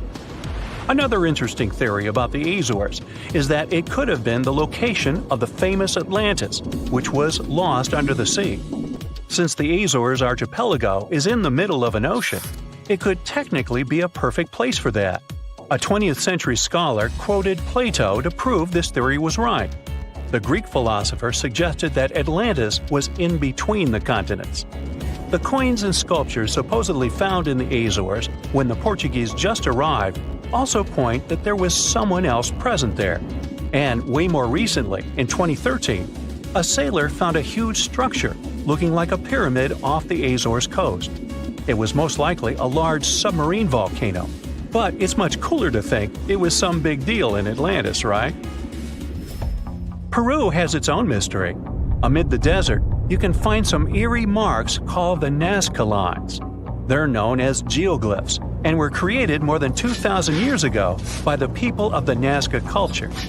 Thanks to a dry climate and strong winds in the desert, most of the Nazca Lines have reached our day. To create them, Nazca people removed the top layer of the pebbles and revealed the soil beneath the ground. The color of the soil changes from reddish-brown to yellowish-gray, so the lines always look different. Most of the geoglyphs depict plants and animals. You can clearly see a monkey, a whale, a condor, a hummingbird, a spider, various flowers, trees, and other plants. There are also some geometric shapes, such as triangles, trapezoids, and spirals. Since they were discovered in the 1920s, scientists have offered different explanations for the lines. Some say that in Nazca culture, people ascribe special significance to these motifs, so they probably created these shapes for deities in the sky to see. Others believe they were a sort of astronomical calendar, and animal sketches were modeled after groups of stars. This theory was proved wrong, so the purpose of the lines remains a mystery. Another place that leaves many questions is Nimrut Mountain in Turkey. This mountain has a complex of monuments with temples and tombs. It was built by the Kingdom of Commagene, which ruled here around the 1st century BCE. There are statues of King Antiochus, 2 lions, 2 eagles, Zeus, Hercules, and Apollo. Archaeologists found the ruins of this complex at the end of the 19th century. They thought it had been built by the Assyrians.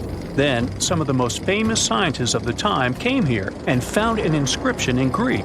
It had details about the sculptures and the names of important members of the Commagene royal family. It looked like it had been put there for future visitors. The scientists established that the statues used to be full-size figures.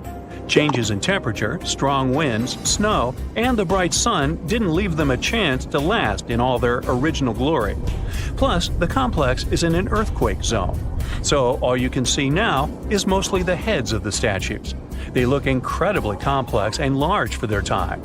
The biggest question is, how did the people who lived thousands of years ago manage to create such huge sculptures on top of the mountain?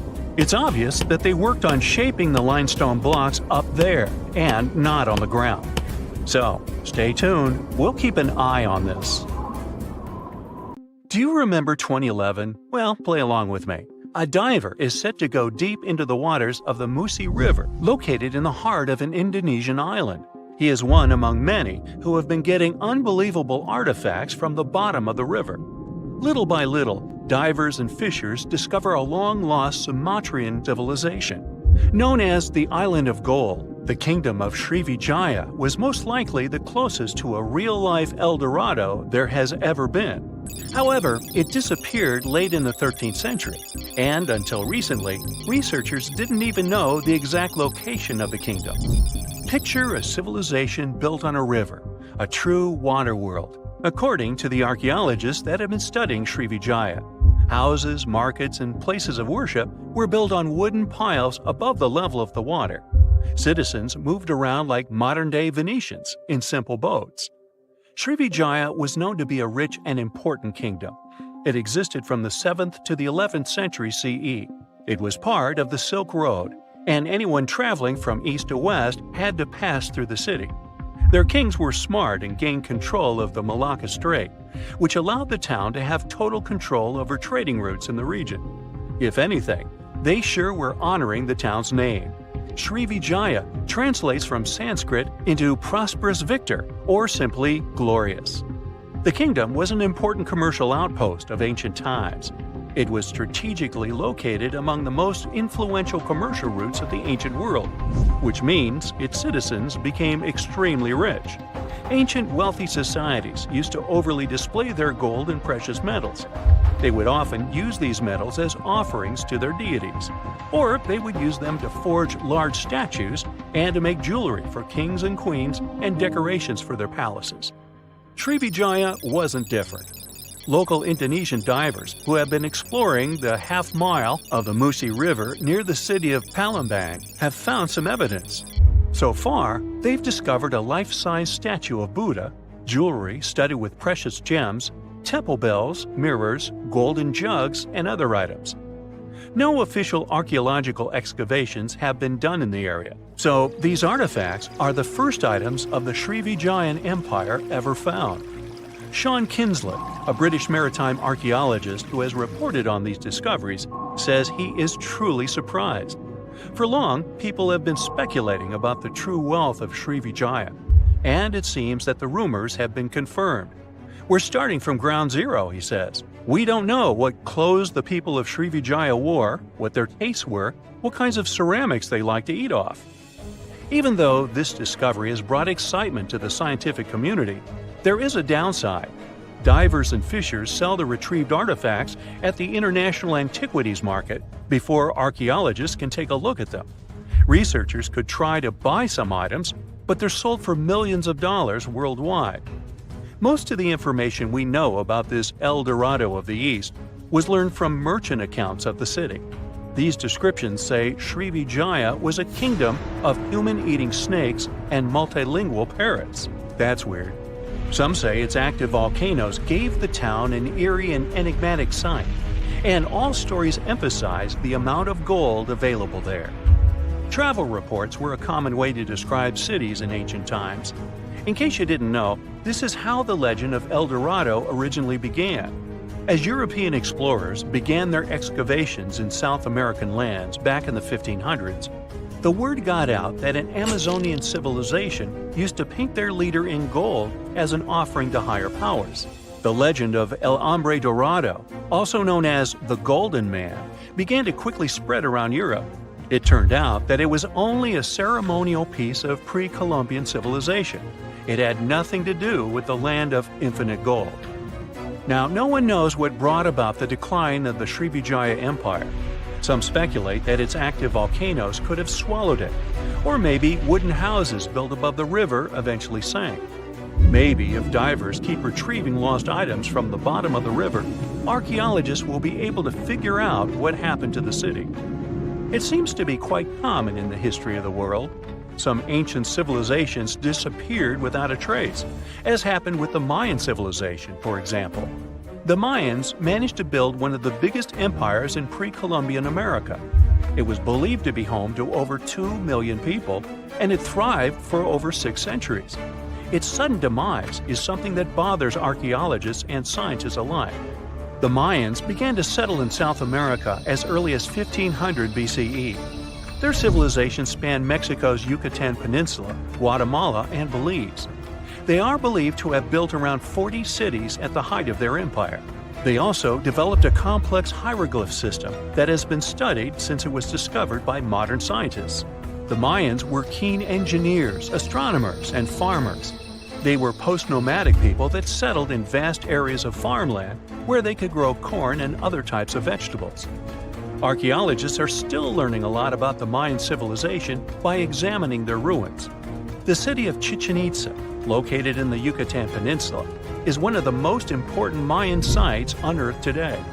The site is made up of a total of 26 ruins, and it is home to a world-famous pyramid known as El Castillo. It consists of a series of square terraces with stairways on each of the 4 sides of the temple. It was built as an homage to a feathered serpent deity. The Mayans were such architectural geniuses that they managed to build a pyramid that cast a particular shadow. More specifically, in the late afternoon during the spring and fall equinoxes, the pyramid casts several triangular shadows that create the illusion of a feathered serpent crawling down the pyramid. And they created this with none of the tech we have today. The city is so amazing that since 2007, it has been considered one of the 7 wonders of the New World. The Mayan Empire thrived for over 6 centuries due to their wise resource management system and astronomical knowledge. They were able to accurately predict eclipses and, using their rudimentary technology, could even locate Venus and Mars. They had everything to thrive for much longer than they actually did. This is why the Mayans' fall intrigues modern scientists so much. No one has been able to understand completely what led to their demise. That is, until a recent discovery. A study done by NASA claims it can explain what might have happened. Scientists have uncovered a sample of pollen trapped for over 1,200 years in ancient layers of lake sediment, which dates back to the time just before the collapse of the civilization. The analysis has revealed something completely new about the Mayans. Instead of the suspected claims that the Mayans disappeared due to terrible disease or some extended conflict in the region, it could have happened due to deforestation. Perhaps to build their entire empire, they had to cut a lot of trees. Without trees, their soil could have eroded, and all their fertile lands could have slowly and gradually become barren. According to NASA scientists, the temperatures in the region could have risen by about 6 degrees, and from that point on, the land would have become even drier and crops more difficult to grow. Basically, NASA says that the Mayans couldn't do the sole thing that made them thrive, which was agriculture, and their kingdom began to decline. Oh yeah, and this theory was supported by yet another find. Archaeologists found skeletons from the time of the empire. Those had prominent signs of malnutrition. This theory might really shed new light on Mayan history. It could explain what brought down such a powerful civilization. So, what do you say? Which theory is true? Have we actually managed to find out the reason for the fall of the Mayan Empire? Miles and miles of yellow sand, treeless mountain ridges, and scorching hot sun over your head. And suddenly, something you'd never expect to come across in a barren desert. A small group of overexcited people. They're as happy as you would be if you had won a lottery. They've just found an ancient tomb, once flooded with its walls in bad shape. But the stuff they discovered inside proves that this is the burial site of one of Egypt's most mysterious pharaohs. Historians have been hunting for his tomb for years, but no one expected it to hide ancient treasures. Fast forward. After careful examination of the site, Egyptian officials have announced the discovery of the tomb of King Thutmos II. It's the last missing tomb from Egypt's 18th dynasty. And this is also the first royal tomb found since King Tutankhamun's was discovered in 1922, in more than 100 years.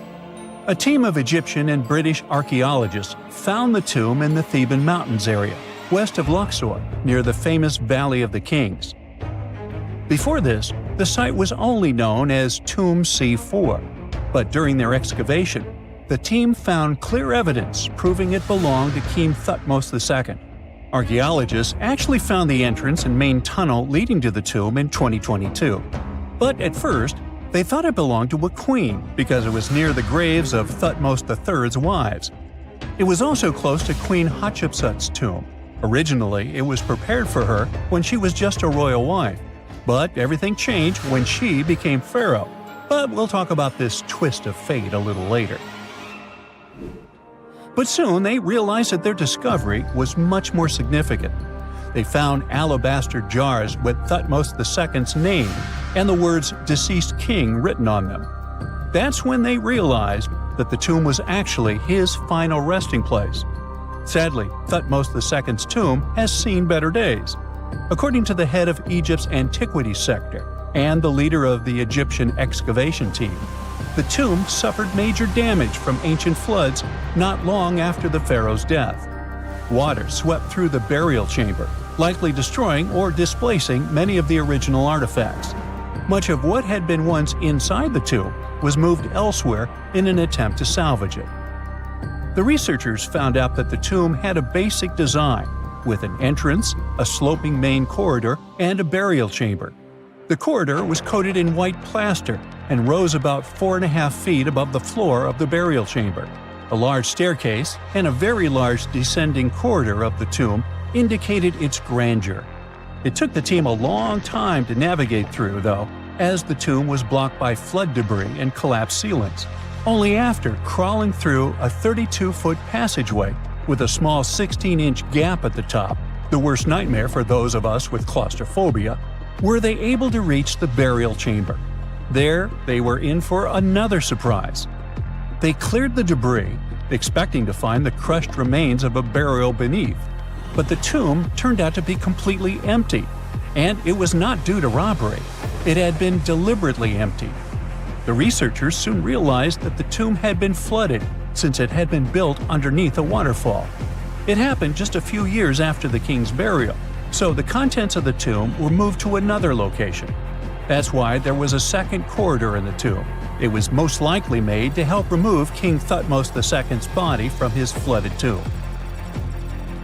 Despite the damage, the excavation team made some really exciting discoveries.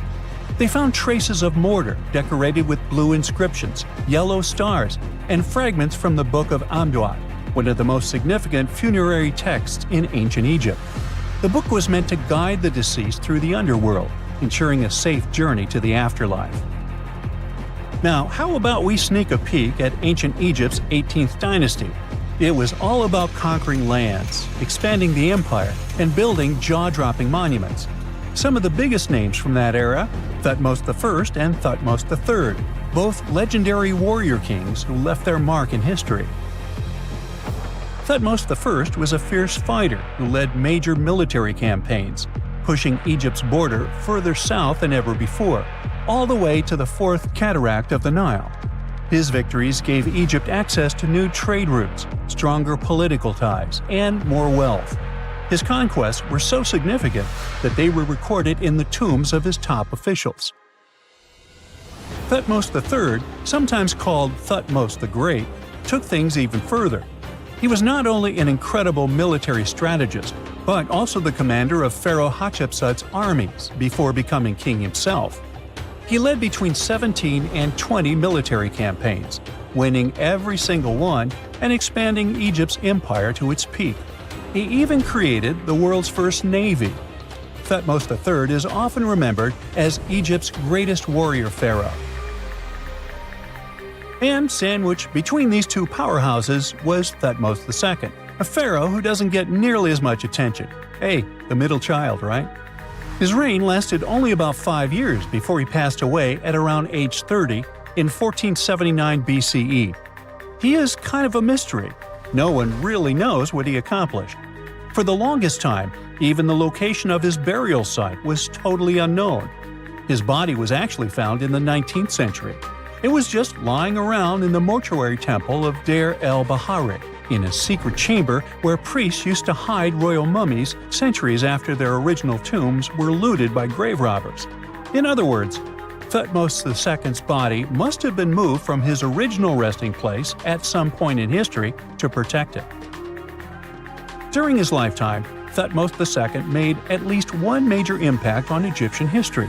He married his half-sister, Hatshepsut. That might not sound like a big deal, but it helped her become Egypt's greatest female pharaoh after he passed. The catch? She kept her stepson, Thutmos III, off the throne for decades. When he finally took power, he erased her name from history out of spite. And still, Hatshepsut is one of Egypt's greatest pharaohs, no matter if you're talking about a man or a woman. She brought a lot of wealth and art to Egypt. She led a big trading trip to a place called Punt, where she brought back things like gold, ebony, and incense. She also made sure her name lasted by building amazing structures that we can still see today. At Karnak, she added huge obelisks. One of them is still standing tall. She also was the one to build the Temple of Dir al-Bahre with its countless columns. She was buried there. Interestingly, Hatshepsut was often shown in art as a man with muscles and a beard, like how pharaohs were usually depicted. But she made sure there was always something in the artwork that reminded people she was a woman, like calling herself Daughter of Re or His Majesty herself. When she passed away in 1458 BCE, Egypt wouldn't have a female ruler as powerful as her until Cleopatra, about 1400 years later. According to Egypt's Supreme Council of Antiquities Secretary General, isn't that a mouthful? Hatshepsut's name actually appears in Thutmos II's tomb, meaning she might have even handled his burial.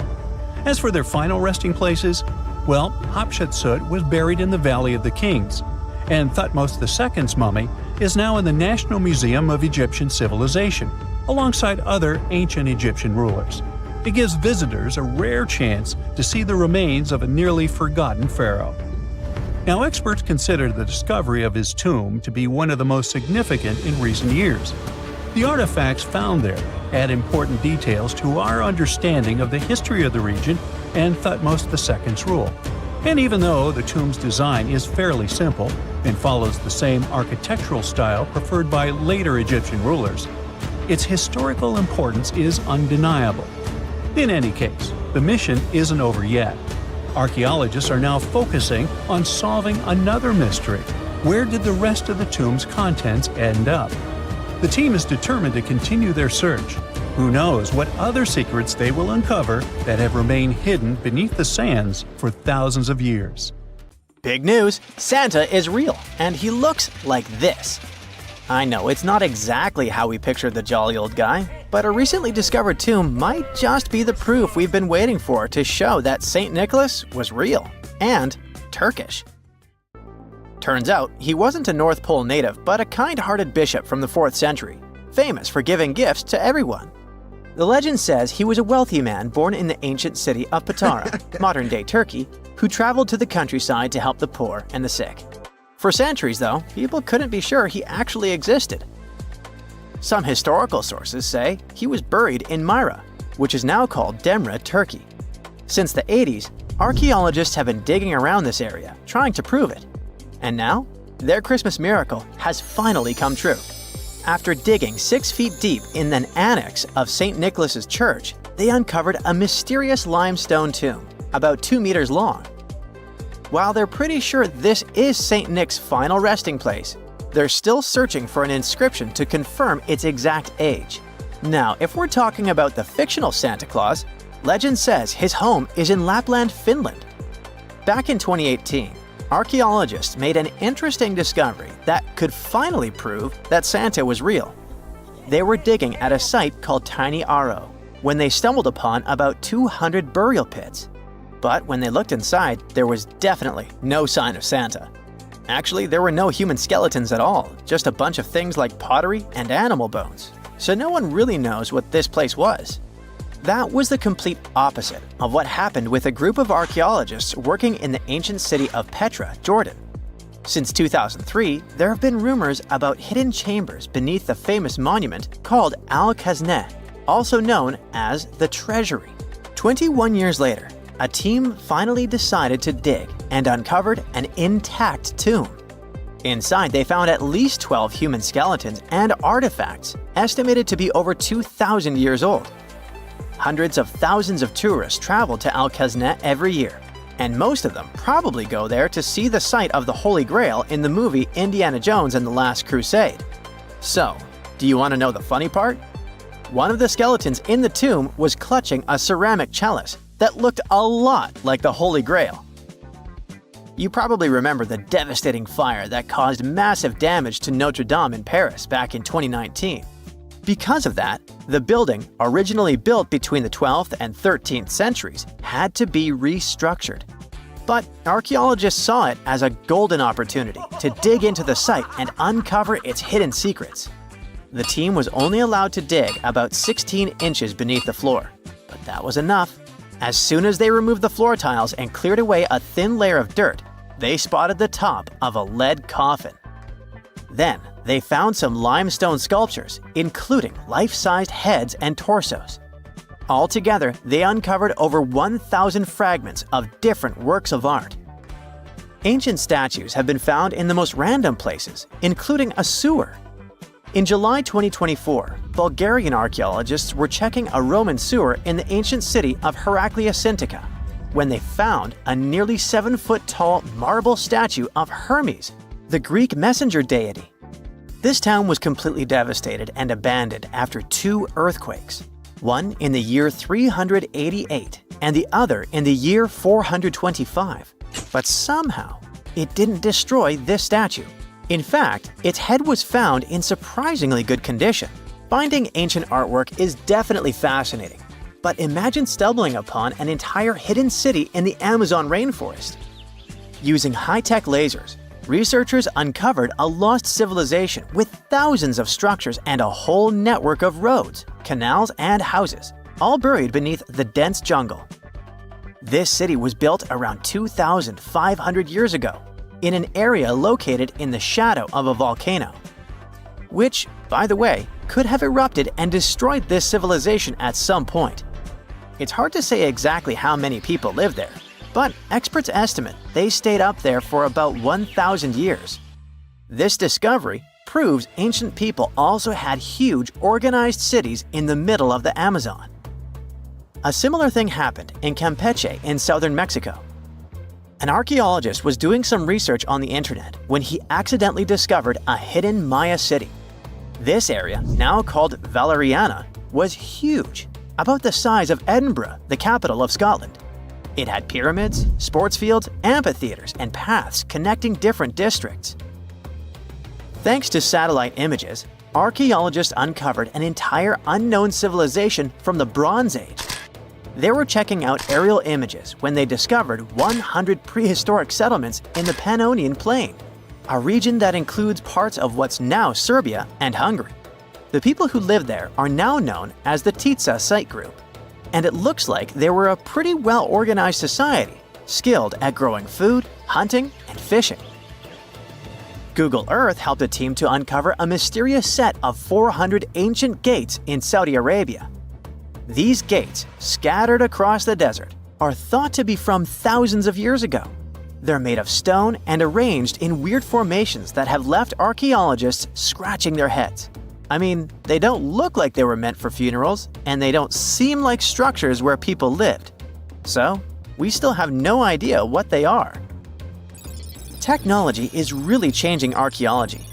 Thanks to artificial intelligence and, well, a $1 million prize, we've finally been able to decipher part of an unreadable and super damaged ancient scroll.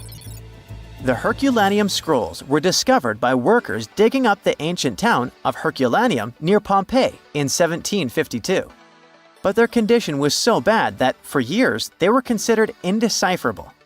Thankfully, AI has helped unveil their secrets. Based on the studies so far, experts believe that one of these scrolls was written by a philosopher who valued pleasures, like music and food, above all else. No doubt, Stonehenge in England is one of the most mysterious places on Earth. Some theories even suggest it was built by extraterrestrials. After more than a century of research, archaeologists are still figuring out how it came together. See that big altar in the middle? Turns out it came all the way from Scotland. And that's pretty wild, considering this massive sandstone block weighs over 6 tons, and the people who built Stonehenge more than 4,000 years ago didn't have the luxury of wheels or modern tools. We can find some pretty amazing stuff in the oceans too. In 2013, a mysterious shipwreck was found about 20 feet underwater off the coast of Kenya. At the time, no one knew where it came from, but now, researchers are pretty sure this could be a ship from Vasco da Gama's fleet. You know, the famous Portuguese navigator, best known for being the first to sail from Europe to India by rounding Africa's Cape of Good Hope. If it's confirmed, this shipwreck could be one of the earliest European shipwrecks in the Indian Ocean. Ancient treasures can take many forms, including a bottle. Recently, Archaeologists in Norway uncovered a 150-year-old message in a bottle during an excavation of a Viking burial mound. The bottle contained a letter written by Anders Lorange, an archaeologist who worked on the site back in the 1800s, along with his business card and a few coins wrapped in paper. The letter gave some details about the excavation, though it seems Lorange got a few things wrong, like the exact number of Viking shields discovered. At the end of the letter, he wrote a personal note in runic script, "Emma Gade, my girlfriend." So it gave us not only insights into history, but also a peek into his love life. Hey, how do you feel about taking a trip back in time? We're diving into the history of the Amazon forest to unravel the mystery of its lost cities. Grab your bug spray and hop on. The Amazon forest is the world's largest rainforest. The environment there can be extremely challenging for human life. Yet, the legend goes that the Amazon has been home to sprawling settlements, rich in unmeasurable wealth. Could that really be true? Or is that none other than a figment of our collective imagination? The legend of El Dorado might be the myth that started this whole thing. As European explorers began their excavations in American lands back in the 1500s, word got out of an Amazonian civilization that used to paint their leader in gold as an offering to higher powers. The legend of El Hombre Dorado, aka the Golden Man, began to quickly spread around Europe. Explorers got excited at the possibility of finding an infinite amount of gold somewhere deep within the Latin American jungle. And as you can imagine, expeditions to the continent began to multiply with each passing year. It didn't take long before explorers found this civilization. They were known as the Muisca people and were located in Colombia, near Lake Gudavia. The Muisca people had a tradition of painting their leader, aka the Zipa, from head to toe in gold. In a ceremonial gesture, the Zipa would swim into the river, spreading gold dust all over the lake. For the Muisca, this was their way of acknowledging and thanking the higher powers of the universe they believed in. When European explorers heard and witnessed this practice, they were amazed. For them, gold was used solely for commercial purposes as their main currency for trade. This made them think that the Muisca people must have stacks and stacks of gold hidden somewhere in the jungle for them to use it so abundantly. Well, that's how the legend of El Dorado was born. What was once the practice of El Hombre Dorado traveled on word of mouth until it became El Dorado, a fictional city that was most likely to hide piles of gold. The hunt for this city led Europeans to spend large amounts of money to scour the Amazon forest. Unfortunately, all of their expeditions came back empty-handed. That is, if they ever came back at all.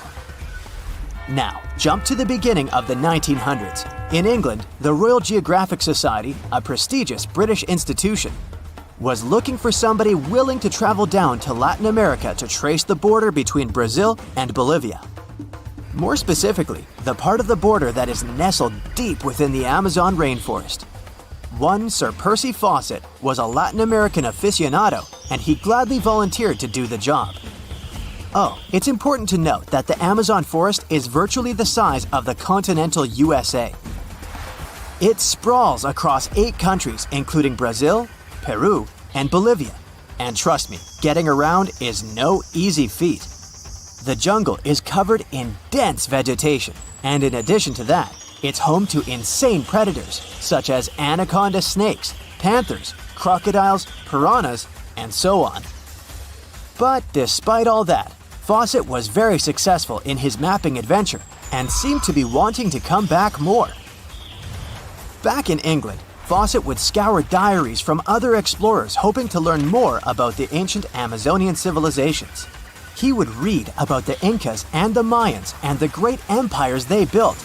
He believed that if the Incas were capable of building empires that stretched over 2 million square miles, this could mean that other Amazonian civilizations could have thrived there too. During his research, Fawcett came across a report from a 16th century explorer. The report told of a city deep within the Amazon forest that held unimaginable quantities of minerals. A town that stretched for 15 miles without any space from a house to house. This report fueled Fawcett's imagination to a new extreme. From then on, he became obsessed with finding what he called the lost city of Z. Over years, Fawcett searched the Amazon forest, usually looking for stone ruins that could possibly indicate human settlements. On his later expeditions, he focused on exploring the state of Mato Grosso in central Brazil. He would travel from Europe and into the lower region of the Xingu River. The trip to the Xingu would take him around 14 days on foot. Then, he would set sail in small wooden boats accompanied by local indigenous leaders that knew the region better than anyone. How he communicated with the indigenous population is still a mystery, since they only spoke in local dialects. Some scientists believe that this could have been the real reason why he never found the city. They believed he wasn't able to communicate what exactly he was looking for. And this was not his greatest difficulty. As we've said before, Amazon is not a kind place for its visitors. In his diaries, Fawcett tells of encounters with a 60-foot-long anaconda, which he bravely survived. He writes of endless sleepless nights and waking up with his hands and feet swollen from mosquito bites. Some of his peers said he was invincible and tireless, but the day came during his 8th expedition when he didn't make it back home. Fawcett disappeared without leaving any trace behind. Some even suspect that he was close to reaching his lifelong goal. On the day of his disappearance, he sent an optimistic letter to his wife saying there was nothing to fear, and that he was setting out on a certain final search. Fawcett's failed attempt to find ruins seemed to support what had become a consensus among experts at the time, that this rainforest was too inhospitable to support large, complex societies, let alone cities. Experts were convinced that the Amazon's lost cities were nothing more than fiction. That is, until the 1960s, when modern research began to find evidence that suggested otherwise.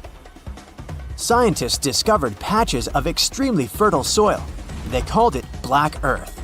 And apparently, they found lots of it in the Amazon, especially alongside rivers. Further research even showed that such soil was created by human waste or the intentional burning of forests, which adds nutrients to the soil below, which could only mean bingo! The discovery of Black Earth was the evidence that large-scale agriculture was possible and probably did exist amidst the Amazon, confirming that settlements could have formed there after all. In the 1990s, along the Xingu River in Brazil, a team of archaeologists from the University of Florida made a remarkable discovery. Working alongside local indigenous people, they found very long ditches. After mapping them, they realized that these ditches were a sign of a big settlement. They were remnants of carefully designed walls centered around a plaza. Some were roads that led to more settlements. In fact, just this part of the Amazon, about the size of New Jersey, was once a network of dozens of settlements that experts believe could have been home to at least 50,000 people between 1250 and 1650 CE. Other discoveries were possible thanks to LiDAR imaging, a type of technology that allows researchers to take satellite pictures of the forest's ground without having to step inside of it. A network of trenches in Acre, Brazil, dates back to 200 to 1200 CE. These suggest settlements that could have supported 60,000 people. Other images from near the Xingu River suggest cities that could have housed about 50 million people. These were the lost cities of the Amazon.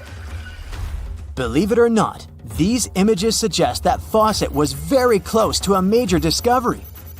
He was looking for the ruins in the right place, but he was looking for the wrong thing.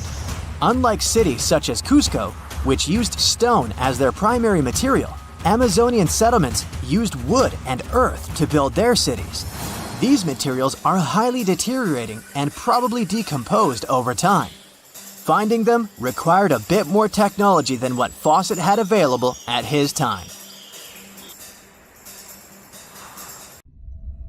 They found the tomb of a royal doctor who lived over 4,000 years ago, a man who held pharaohs' lives in his hands.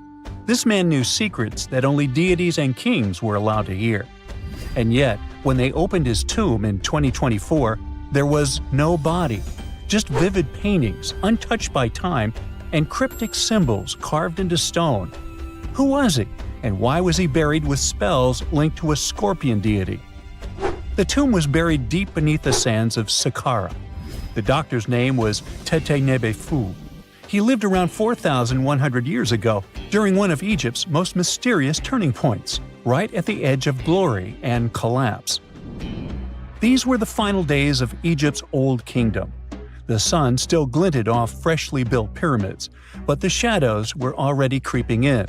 The pharaoh, Pepi II, had ruled longer than anyone before him, 90 years. But by the end of his reign, the country was cracking. The power was slipping, the regional leaders were rising, and the Nile floods grew unpredictable. In this shaky period, the mysterious doctor thrived. His tomb was discovered by a Swiss-French archaeological team in the shadows of old pyramids. The weirdest part was that when they uncovered his burial chamber, they found no body, no golden treasures either. Unfortunately, the tomb had been robbed long ago. But what remained was something even more fascinating: the words and images left on the walls. The paintings are still vibrant, bright colors that somehow survived all those years underground. The walls show jars, containers, strange abstract patterns, and geometric shapes. And then there are hieroglyphs, lines and lines of sacred script carved with precision, like someone had poured their soul into every curve. These inscriptions revealed who Tete Nebefu truly was. Turns out, he wasn't just any doctor. He was the conjurer of Serket. Now, Serket was the female deity of scorpions, sacred and terrifying. Egyptians believed she could stop venom, heal bites, and protect the living from toxic elements. The title, Conjurer of Serket, meant Tete Nebefu was a specialist in treating dangerous stings and bites. And if he got an entire tomb for himself, he may have been Egypt's top expert in those things, a man who healed with both medicine and magic. But that wasn't all. He also held the title Director of Medicinal Plants, a title seen only once before in all of ancient Egypt. That means he knew the healing power of herbs, roots, and oils like no one else. Now, you might wonder, what plants in a huge land of sand? But in reality, ancient Egyptians used herbal medicine that would hold up in some labs today. They created pills, ointments, and inhalers. Most often, they chose some active ingredient, a flavor to make it easier to take, and something to deliver it into the body. Sound familiar? And yeah, they didn't have many traditional plants, so some of these ingredients were bizarre by our standards, like using crocodile dung and acacia mixed with honey. They even had formulas for anti-wrinkle creams. And apparently, our mysterious healer was also chief dentist. This title is almost never seen in ancient records. Evidence of Egyptian dentists is incredibly rare. Turns out, our ancient genius didn't just fight stings and study plants. He was also trusted with teeth and jaws, which were actually a huge problem in ancient Egypt. These people may have built wonders, but their teeth paid the price. Ancient Egyptians constantly caught grains of sand in their mouths. They often ate grit-filled bread and raw vegetables, which wore down enamel and caused a horrible condition called attrition. This led to tons of problems, including tooth loss. They had to improvise back in the day. For example, crafting the world's oldest known toothpaste from crushed rock, mint, and pepper, which ironically only made things worse for the gums. Or a toothpaste from things like eggshells, pumice, and natron, a salty mineral used for cleaning. They were also inventing mouthwashes from celery, bran, and herbs to ease the problem. Some mummies were even found with crude metal braces and gold wires attaching missing teeth. Though we're not sure if these were for the living, or was it just a nice little addition added as an afterlife gift. So, Tete Nebefu specialized in all these fields. 3 rare titles for one man. Now, back in the day, he must have been admired as incredibly knowledgeable. In a world without modern science, he would have been like a sorcerer who knows how some leaf or bark could save a life. That's why archaeologists believe Tete Nebefu wasn't just any doctor. He was most likely the royal physician, the one who treated the pharaoh himself. We don't know for sure which king he served. Maybe it was Pepi II, and who knows, maybe that's why the guy lived so long. But if that was the case, Tete Nebifu may have lived through the final moments of the Old Kingdom, watching the Golden Age crumble from inside the palace walls. And then he was buried. The body was looted, or perhaps just lost to time. But the team says they're still studying the tomb, still uncovering the traces of this incredible man. Overall, ancient Egyptians were practicing medicine on a crazy advanced level. Some practices feel familiar even today. They had hospitals, specialists, surgeries, and many more things, even medical schools. Both men and women were allowed to be doctors. They healed with various methods and practiced surgery with actual tools, scalpels, forceps, even sutures. Some doctors treated only the eyes, others the teeth, the stomach, or even what they called the hidden diseases. They knew how to clean and dress wounds, could set broken bones using splints made of wood or reeds wrapped in linen, and even prevented infections. There were even proctologists. They also built the first prosthetics, like a wooden toe with leather straps that help people walk normally again. The oldest known prosthetic is 3,000 years old. Now, the most shocking part is how they actually even tried to remove tumors. A recent study looked at a 4,000 years old skull. It belonged to a man in his 30s. There were signs of past tumors, and around 3 of them, there were marks, surgical cuts made with a metal tool. That suggests someone attempted to remove or study them, maybe treatment, maybe an autopsy. There was another skull of a woman over 50 years old. It also showed similar signs, but with healed fractures from an earlier injury, which is amazing because her treatment might have actually been successful. Being a healer in this society meant something powerful. It meant being a priest, a scientist, and a magician all at once. To ancient Egyptians, medicine was a necessary art, and they treated it with as much reverence as they did their deities. That's because they believed that sickness could be both physical and spiritual. So a doctor could recite a spell while applying a salve, and a lot of their treatments worked. The reputation of doctors in ancient Egypt was so strong that leaders from other parts of the ancient world, like Persia, actually sought them out. Even Homer, the Greek poet, once said the Egyptians were the most skilled healers of all. Of course, their understanding of the human body wasn't perfect. For example, they thought the heart controlled thought and emotion. They also didn't know what the brain really did.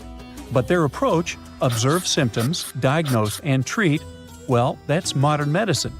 Sure, they prayed over the wound, but they also healed it, didn't they? Their most famous physician was Imhotep. That guy was a true polymath, an architect, priest, and a healer who became so revered he was later worshipped as a deity of medicine. Yep, a human who was so cool they turned him into a deity. He lived 2,000 years before Hippocrates, the father of medicine. And yet, some people joke we should drop the Hippocratic Oath altogether and swear an Imhotepic oath instead. These people weren't just laying the foundations of pyramids, they were laying the foundations of healthcare. Recently, scientists made an astonishing discovery that might solve Stonehenge's mystery. They found something hidden deep within the DNA of Stonehenge's sarsen rocks, the huge monolithic ones, and it might reveal why our Neolithic ancestors designed and built this thing in the first place. Over the years, scientists have been scratching their heads trying to figure out where the huge sarsen rocks came from. For years, they believed they came from a quarry just 15 miles away from the site, known as Marlborough Downs. At this site, they found similar minerals to the ones that make up the sarsen rocks.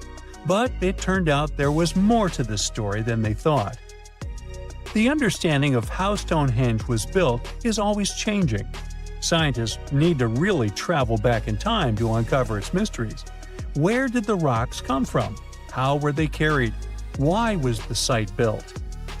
You see, the Stonehenge site, located at Salisbury Plain in England, is made up of 2 main types of stone. There are the super heavy sarsens, and the lighter and smaller bluestones. The Saracens each weigh about 25 tons. That's as much as 3 African elephants stacked together.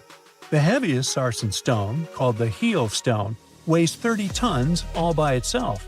Together, the Saracens make that iconic outer ring circle.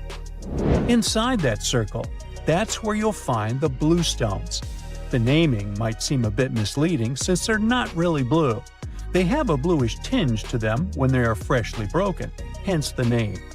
These smaller rocks probably came from the Preseli Hills in southwest Wales, which is about 150 miles away from Stonehenge. They're a bit lighter than the Saracens, but still pretty heavy. The altar stone, which is classified as a blue stone, is the heaviest one, weighing around 6 tons. Its original location still isn't known for sure. To figure out where a rock came from, scientists first have to study their composition. This is like checking the rock's DNA. Then they cross-reference the structure of the rock with minerals in the soil to see if it's a match. Most of the Saracens we see around southern England are actually made of a type of sandstone known as silcrete. Think of silcrete as sand that's been hardened by underground water processes over millions of years.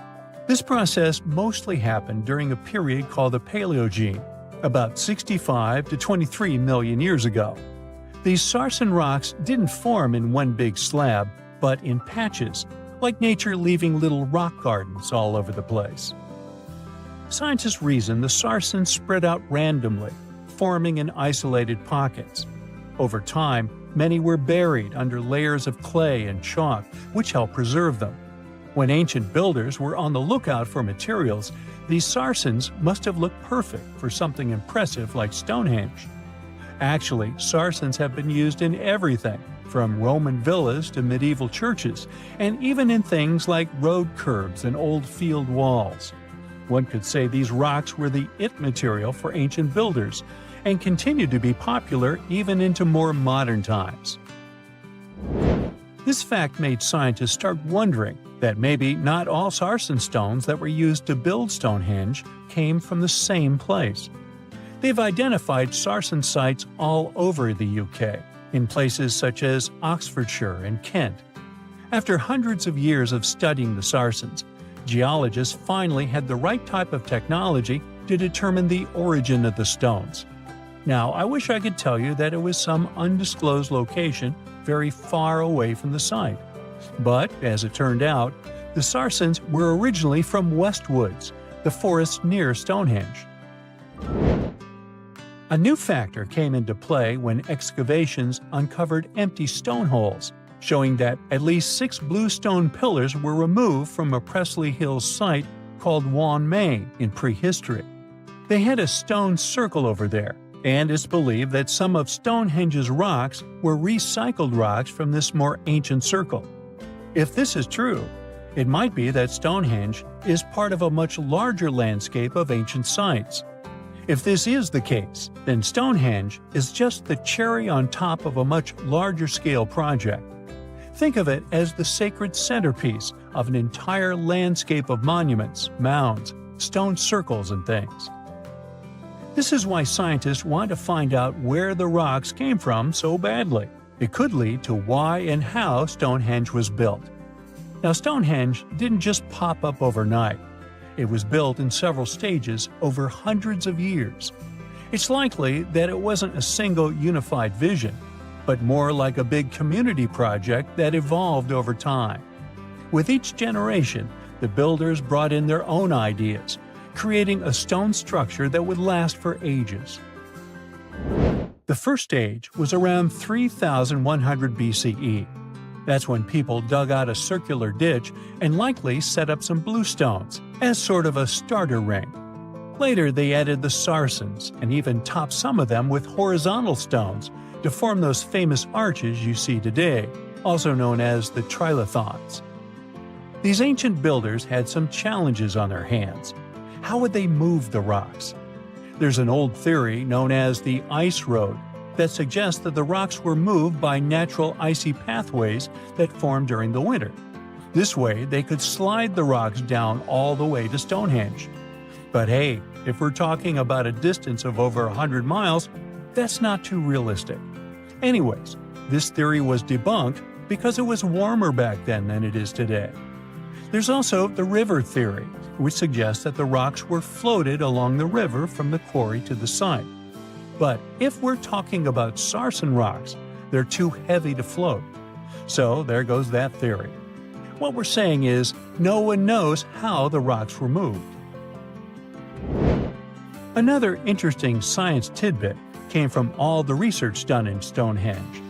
A recent laser survey of the stones revealed the different stone working methods used, and has shown that some of the parts of the monument were more carefully finished than others. In particular, the northeast side and the inner faces of the central trilithons were finely dressed. FYI, a trilithon is one of Stonehenge's most famous shapes. It's when two huge monoliths receive a third one on top of them, connecting the two together. This fancy word is simply Greek for having three stones. But anyways, the bigger question, and the reason Stonehenge is so famous, is why it was built in the first place. Theories are all over the place, and some sound like they're straight out of a sci-fi show.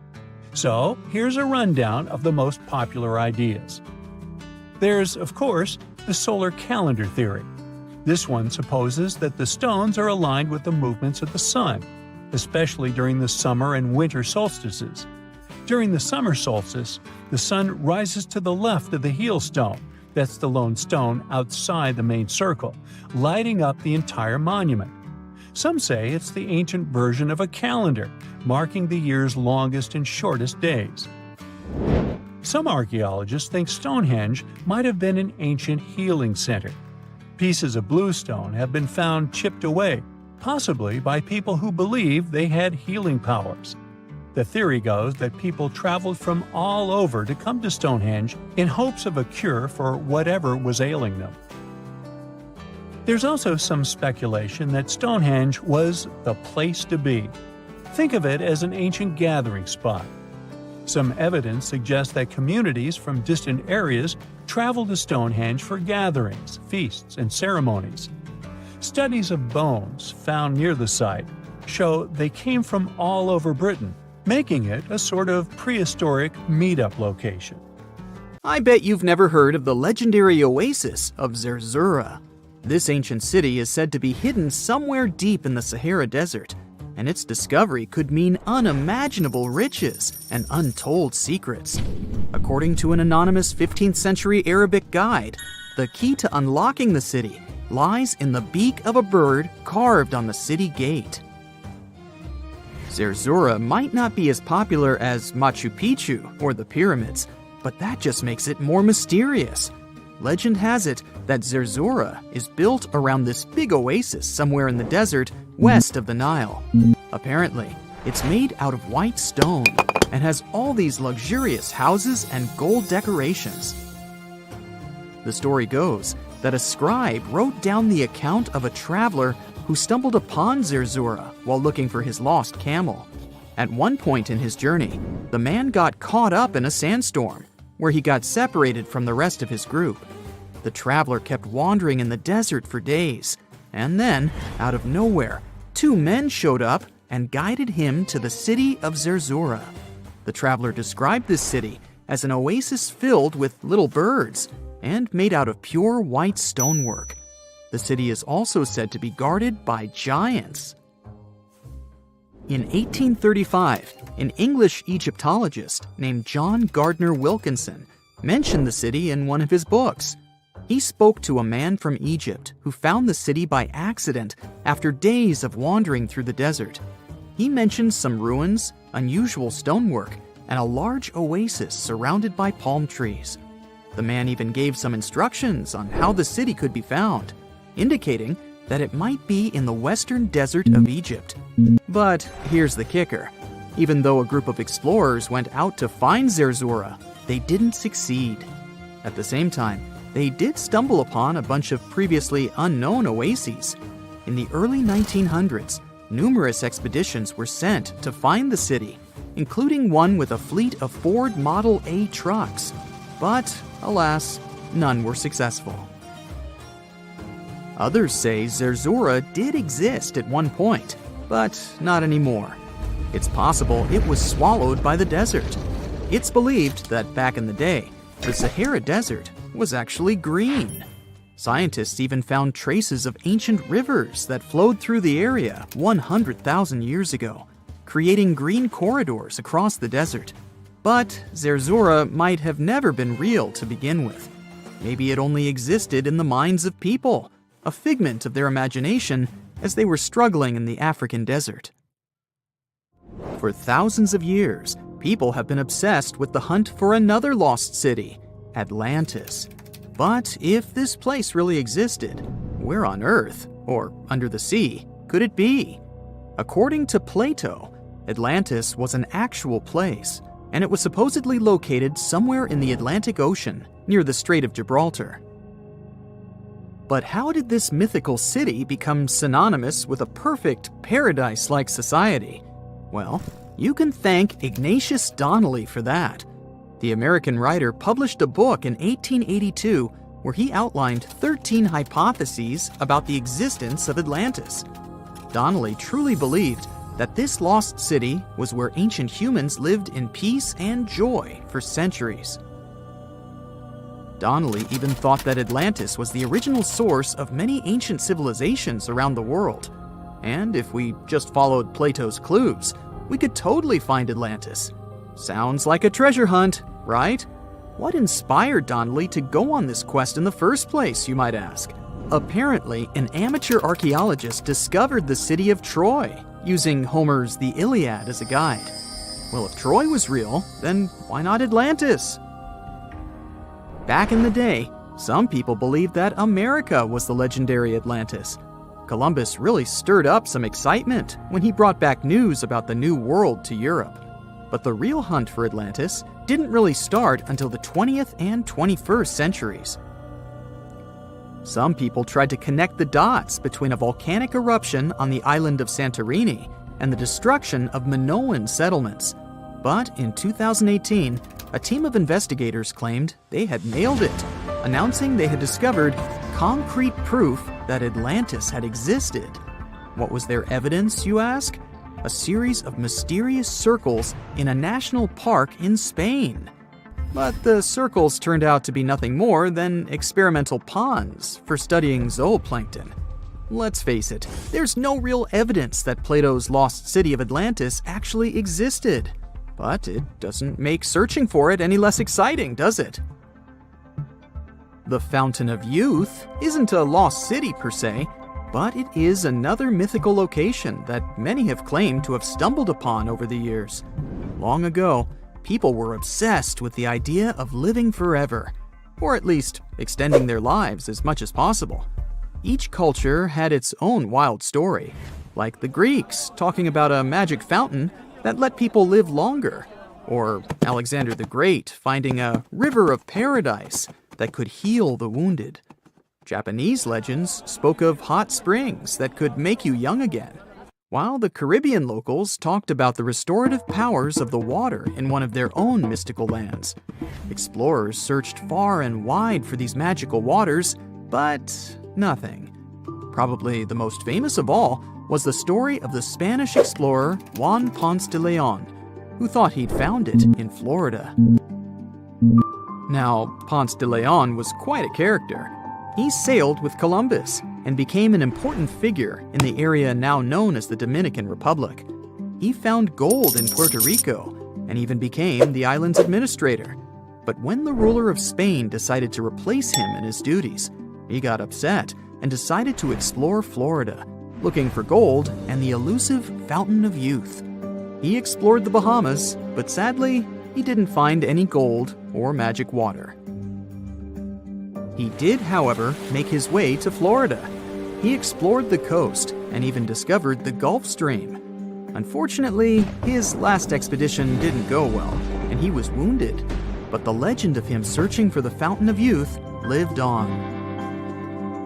Even though historians don't think he was really looking for the Fountain of Youth, thousands of people visit the Fountain of Youth Archaeological Park every year to try the sulfur-smelling water. It's the oldest attraction in Florida, which has been around since the 17th century. Some say the water has unusual properties, but I'll leave that up to you to decide after you visit this place. Norse mythology has its own mysterious land called Thule. It's said to be somewhere between Scandinavia and Iceland, where the sun barely shines and the cold bites hard. The folks there survive on a diet of millet, herbs, fruits, and roots, washed down with a grain and honey brew.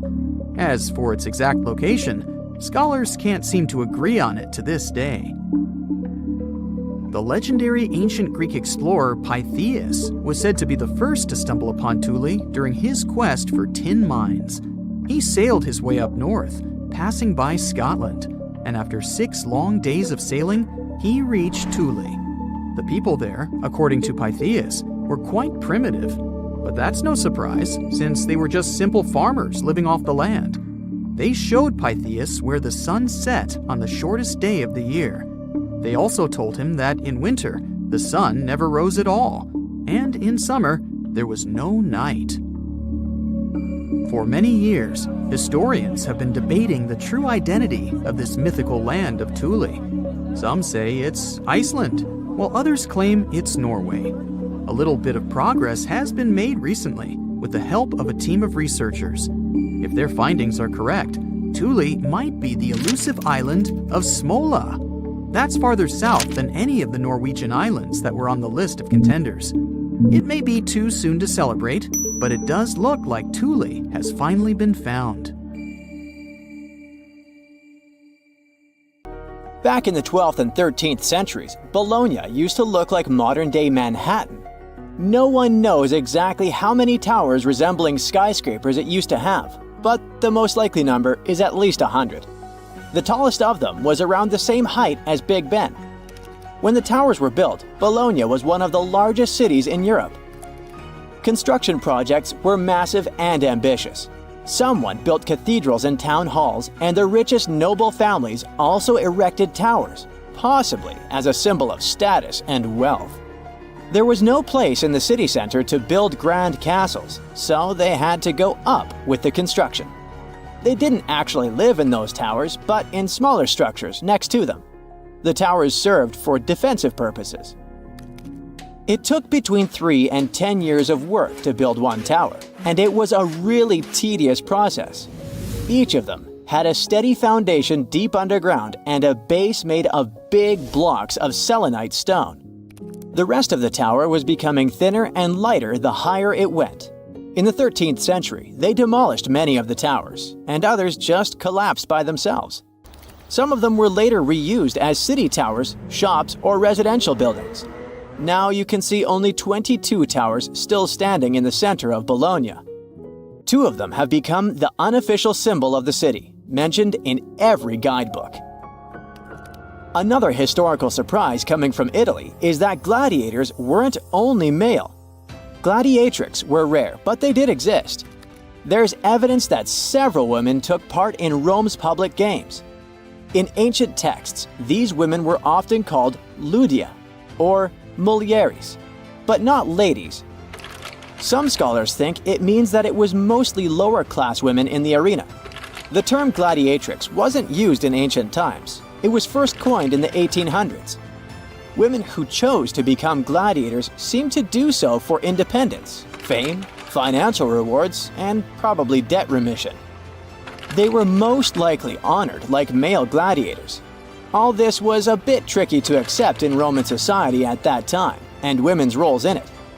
At the beginning of the current era, the Roman Senate passed a law prohibiting free-born women under 20 from taking part in arena games. Emperor Septimus Severus banned all women from the arena in the year 200 of the current era. He was probably afraid that women might want to compete in the Olympic Games. It would seriously mess up the existing social order. Pineapples were once the equivalent of designer bags and watches today, a symbol of wealth and status in Britain. You can still see them at the top of the western towers of St. Paul's Cathedral, one of the most famous landmarks of London. Explorers who came back from the Americas described pineapples with so much enthusiasm that everyone was dreaming about trying the king of fruits, as it was called. Pineapples need very high temperatures and years to mature. And despite the cold and rainy climate of England and Scotland, you could see pineapples growing in any wealthy country house garden by the end of the 18th century. They even installed special greenhouses called pineries with heating systems. A single pineapple was worth up to 80 pounds, which is about $15,000 today.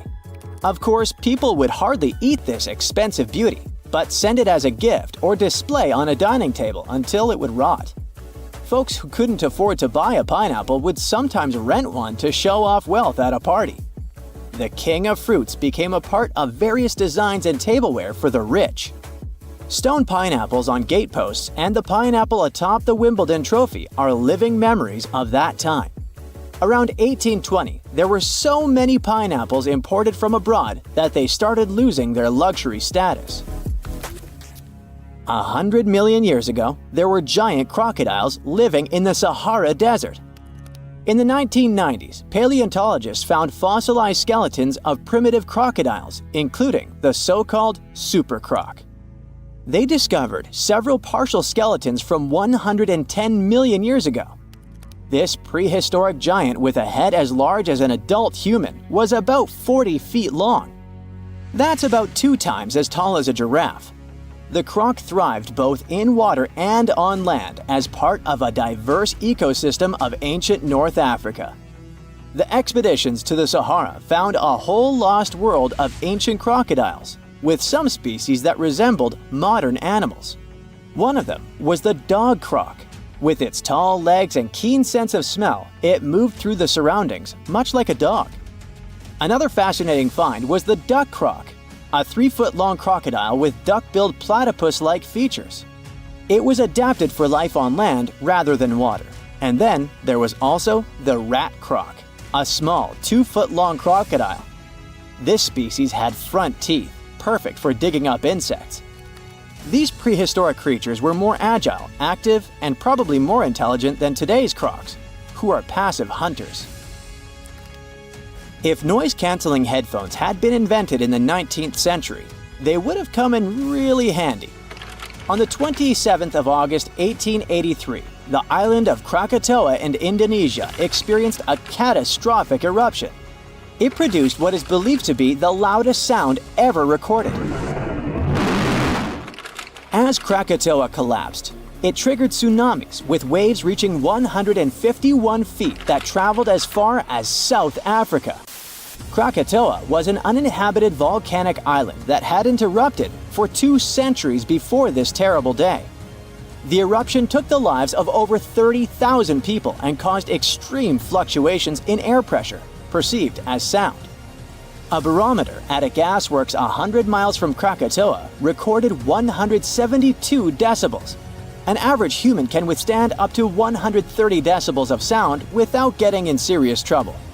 This intense pressure ruptured the eardrums of sailors on the British ship Norham Castle, which was 40 miles away from Krakatoa. The sound wave from it circled the globe, and people could still hear it even 3,000 miles away where it resembled cannon fire. The late 1800s were a golden era for grand mustaches. But there was one problem. You couldn't enjoy a cup of tea with this kind of facial hairstyle. The heat from the tea would melt mustache wax and make the ends droop. Fine gentlemen had to struggle because of it until the invention of the mustache cup. Harvey Adams, a British potter, likely invented the mustache cup in the 1870s. He patented a butterfly-shaped ledge inside the cup with a hole to sip through. Thanks to it, the mustache didn't get wet. These cups quickly became a hit, first in the UK and then across Europe. In the United States, they were sold at stores like Sears and Marshall Field's, now part of Macy's. Mustache cups came in various shapes and sizes. Some, like farmers' cups, could hold up to a pint of tea. Others were smaller porcelain pieces shaped like conch shells or decorated with the owner's name. They often came with matching saucers. Lord Byron, one of the greatest British poets, kept numerous dogs and cats and a whole bunch of exotic animals. There was a monkey, a crocodile, a fox, peacocks, a bear, and several badgers. When Byron attended Trinity College, Cambridge, college rules prohibited keeping dogs on the grounds. He got really angry and decided to go around the rules. Byron brought a tame bear as his pet. The college authorities argued with him, but since the statutes did not specifically mention bears, they had no legal grounds to remove either the bear or its owner. Byron walked the bear on a chain, talked to it, and even considered applying for the bear to become a student at the college. We still don't know how and where Byron got the bear, but when he left Cambridge, he took the bear with him to his estate in London.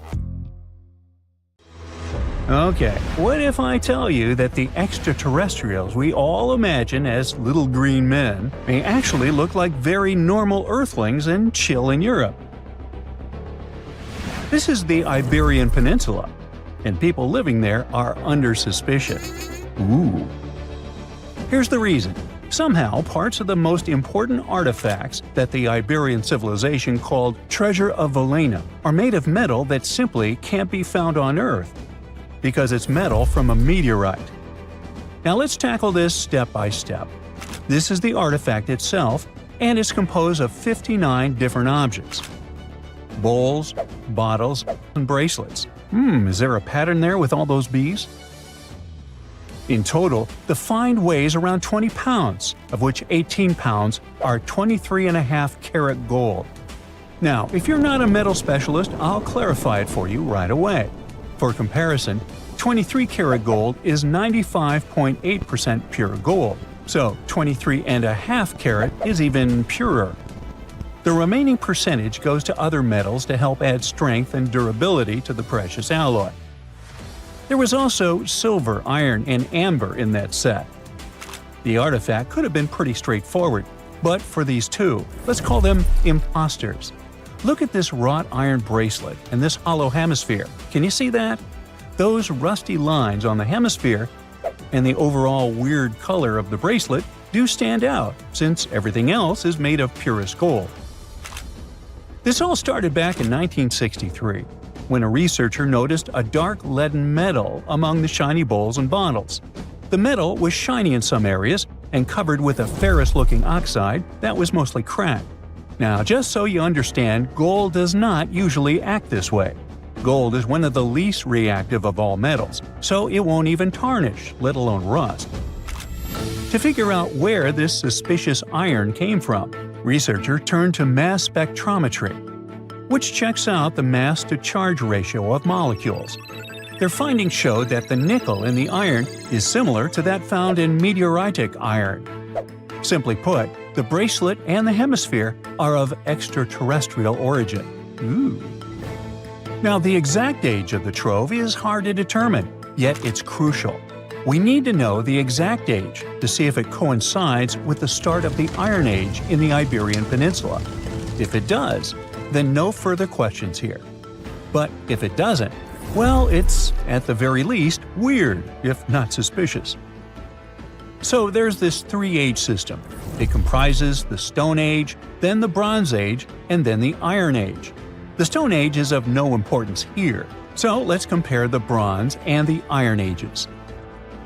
The Bronze Age began when it was realized that combining copper and tin produced a material that was more durable than either metal alone.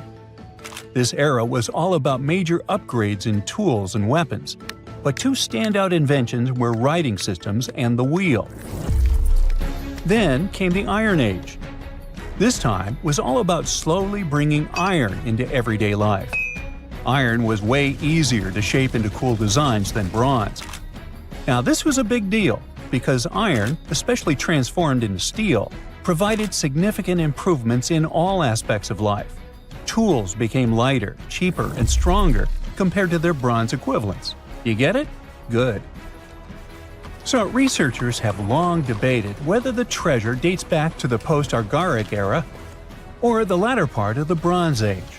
The most recent study claims that those artifacts were created in 1400 to 1200 BCE, and something really doesn't add up.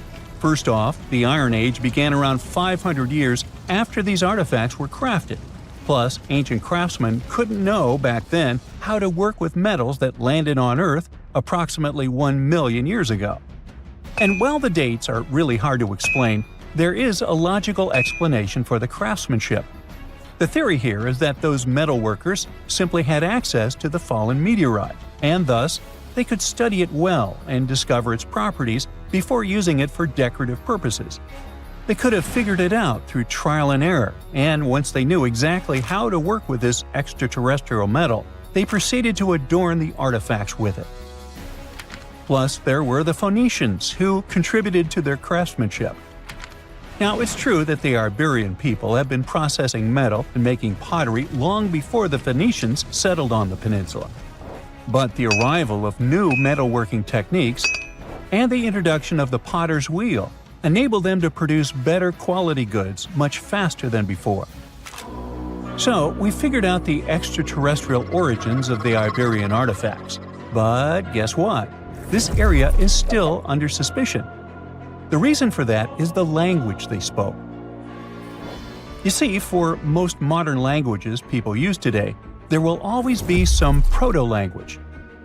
Say for Italian, Spanish, and French, it's Latin, hence their similarities. But wait, Iberian was largely spoken where modern Spain is, so why isn't Spanish similar to it? Well, the truth is, no language today is similar to the Iberian.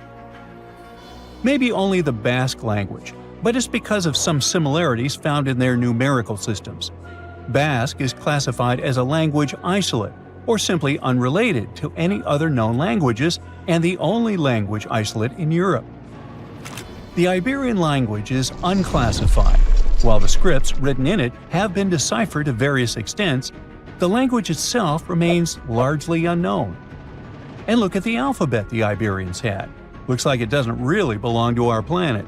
But hold up, this one might be a bit of a stretch. When the Phoenicians came to the peninsula, they brought along their alphabet to the Iberians. But honestly, the Iberians probably weren't keen on just copying someone else's writing system, so they tweaked it until it looked completely different. Let's just say they took some inspiration and ran with it. While linguists can guess to some extent how most characters sounded, actually translating the language is still completely impossible. The Iberian language was non-Indo-European and faded away over 2,000 years ago. And there aren't any similar languages left to help us out. Super frustrating, right? Yeah. We got over 2,000 Iberian inscriptions from tombs, coins, potteries, lead plates, and even cave wall carvings. But aside from a handful of words, we're totally in the dark about what they mean. Now, if we could understand their language, we might have learned that they were great thinkers and all, but we can only contemplate the works of art they left. Iberian culture has a lot of amazing stuff made by talented artisans. We're talking about not just metalwork and ceramics, but also detailed sculptures, textiles, jewelry, and other personal bling. But here's the catch. Making all those luxury items depended a lot on a big farming class. At the heart of Iberian society, most folks were involved in farming and taking care of livestock. Depending on where you were, the types of farming varied. For example, up in the north, they were all about growing grains, while down in Valencia, they focused on producing olive oil and other agricultural aspects. In the west, raising animals was the name of the game. Still, we don't have much information about the day-to-day lives of the many people doing this essential work. Yet, on the flip side, we know a lot about the upper class of Iberian society, who control these agricultural resources and hire the artisans. By the 7th century BCE, we start to see a group of Iberian princes who were living the good life, trading with the Phoenicians and enjoying fancy luxury items. You can spot this elite class in their burial practices. Cremation was the go-to method for funerals among the Iberians, and wealthy individuals were often found in cemeteries with all sorts of lavish goods and funerary sculptures that give us a peek into the fashion and hairstyles of the rich. Interestingly, starting in the 6th century BCE, There was a noticeable drop in the number of recognizable burials, which suggests that these elaborate funeral customs became more exclusive to a small elite. Meanwhile, the fate of the majority, farmers, artisans, soldiers, and laborers, who made up a big chunk of the population, remains a bit of a mystery. It used to be a pretty advanced civilization, but it vanished without a trace. Researchers think it could have been due to some massive earthquake, but so far we don't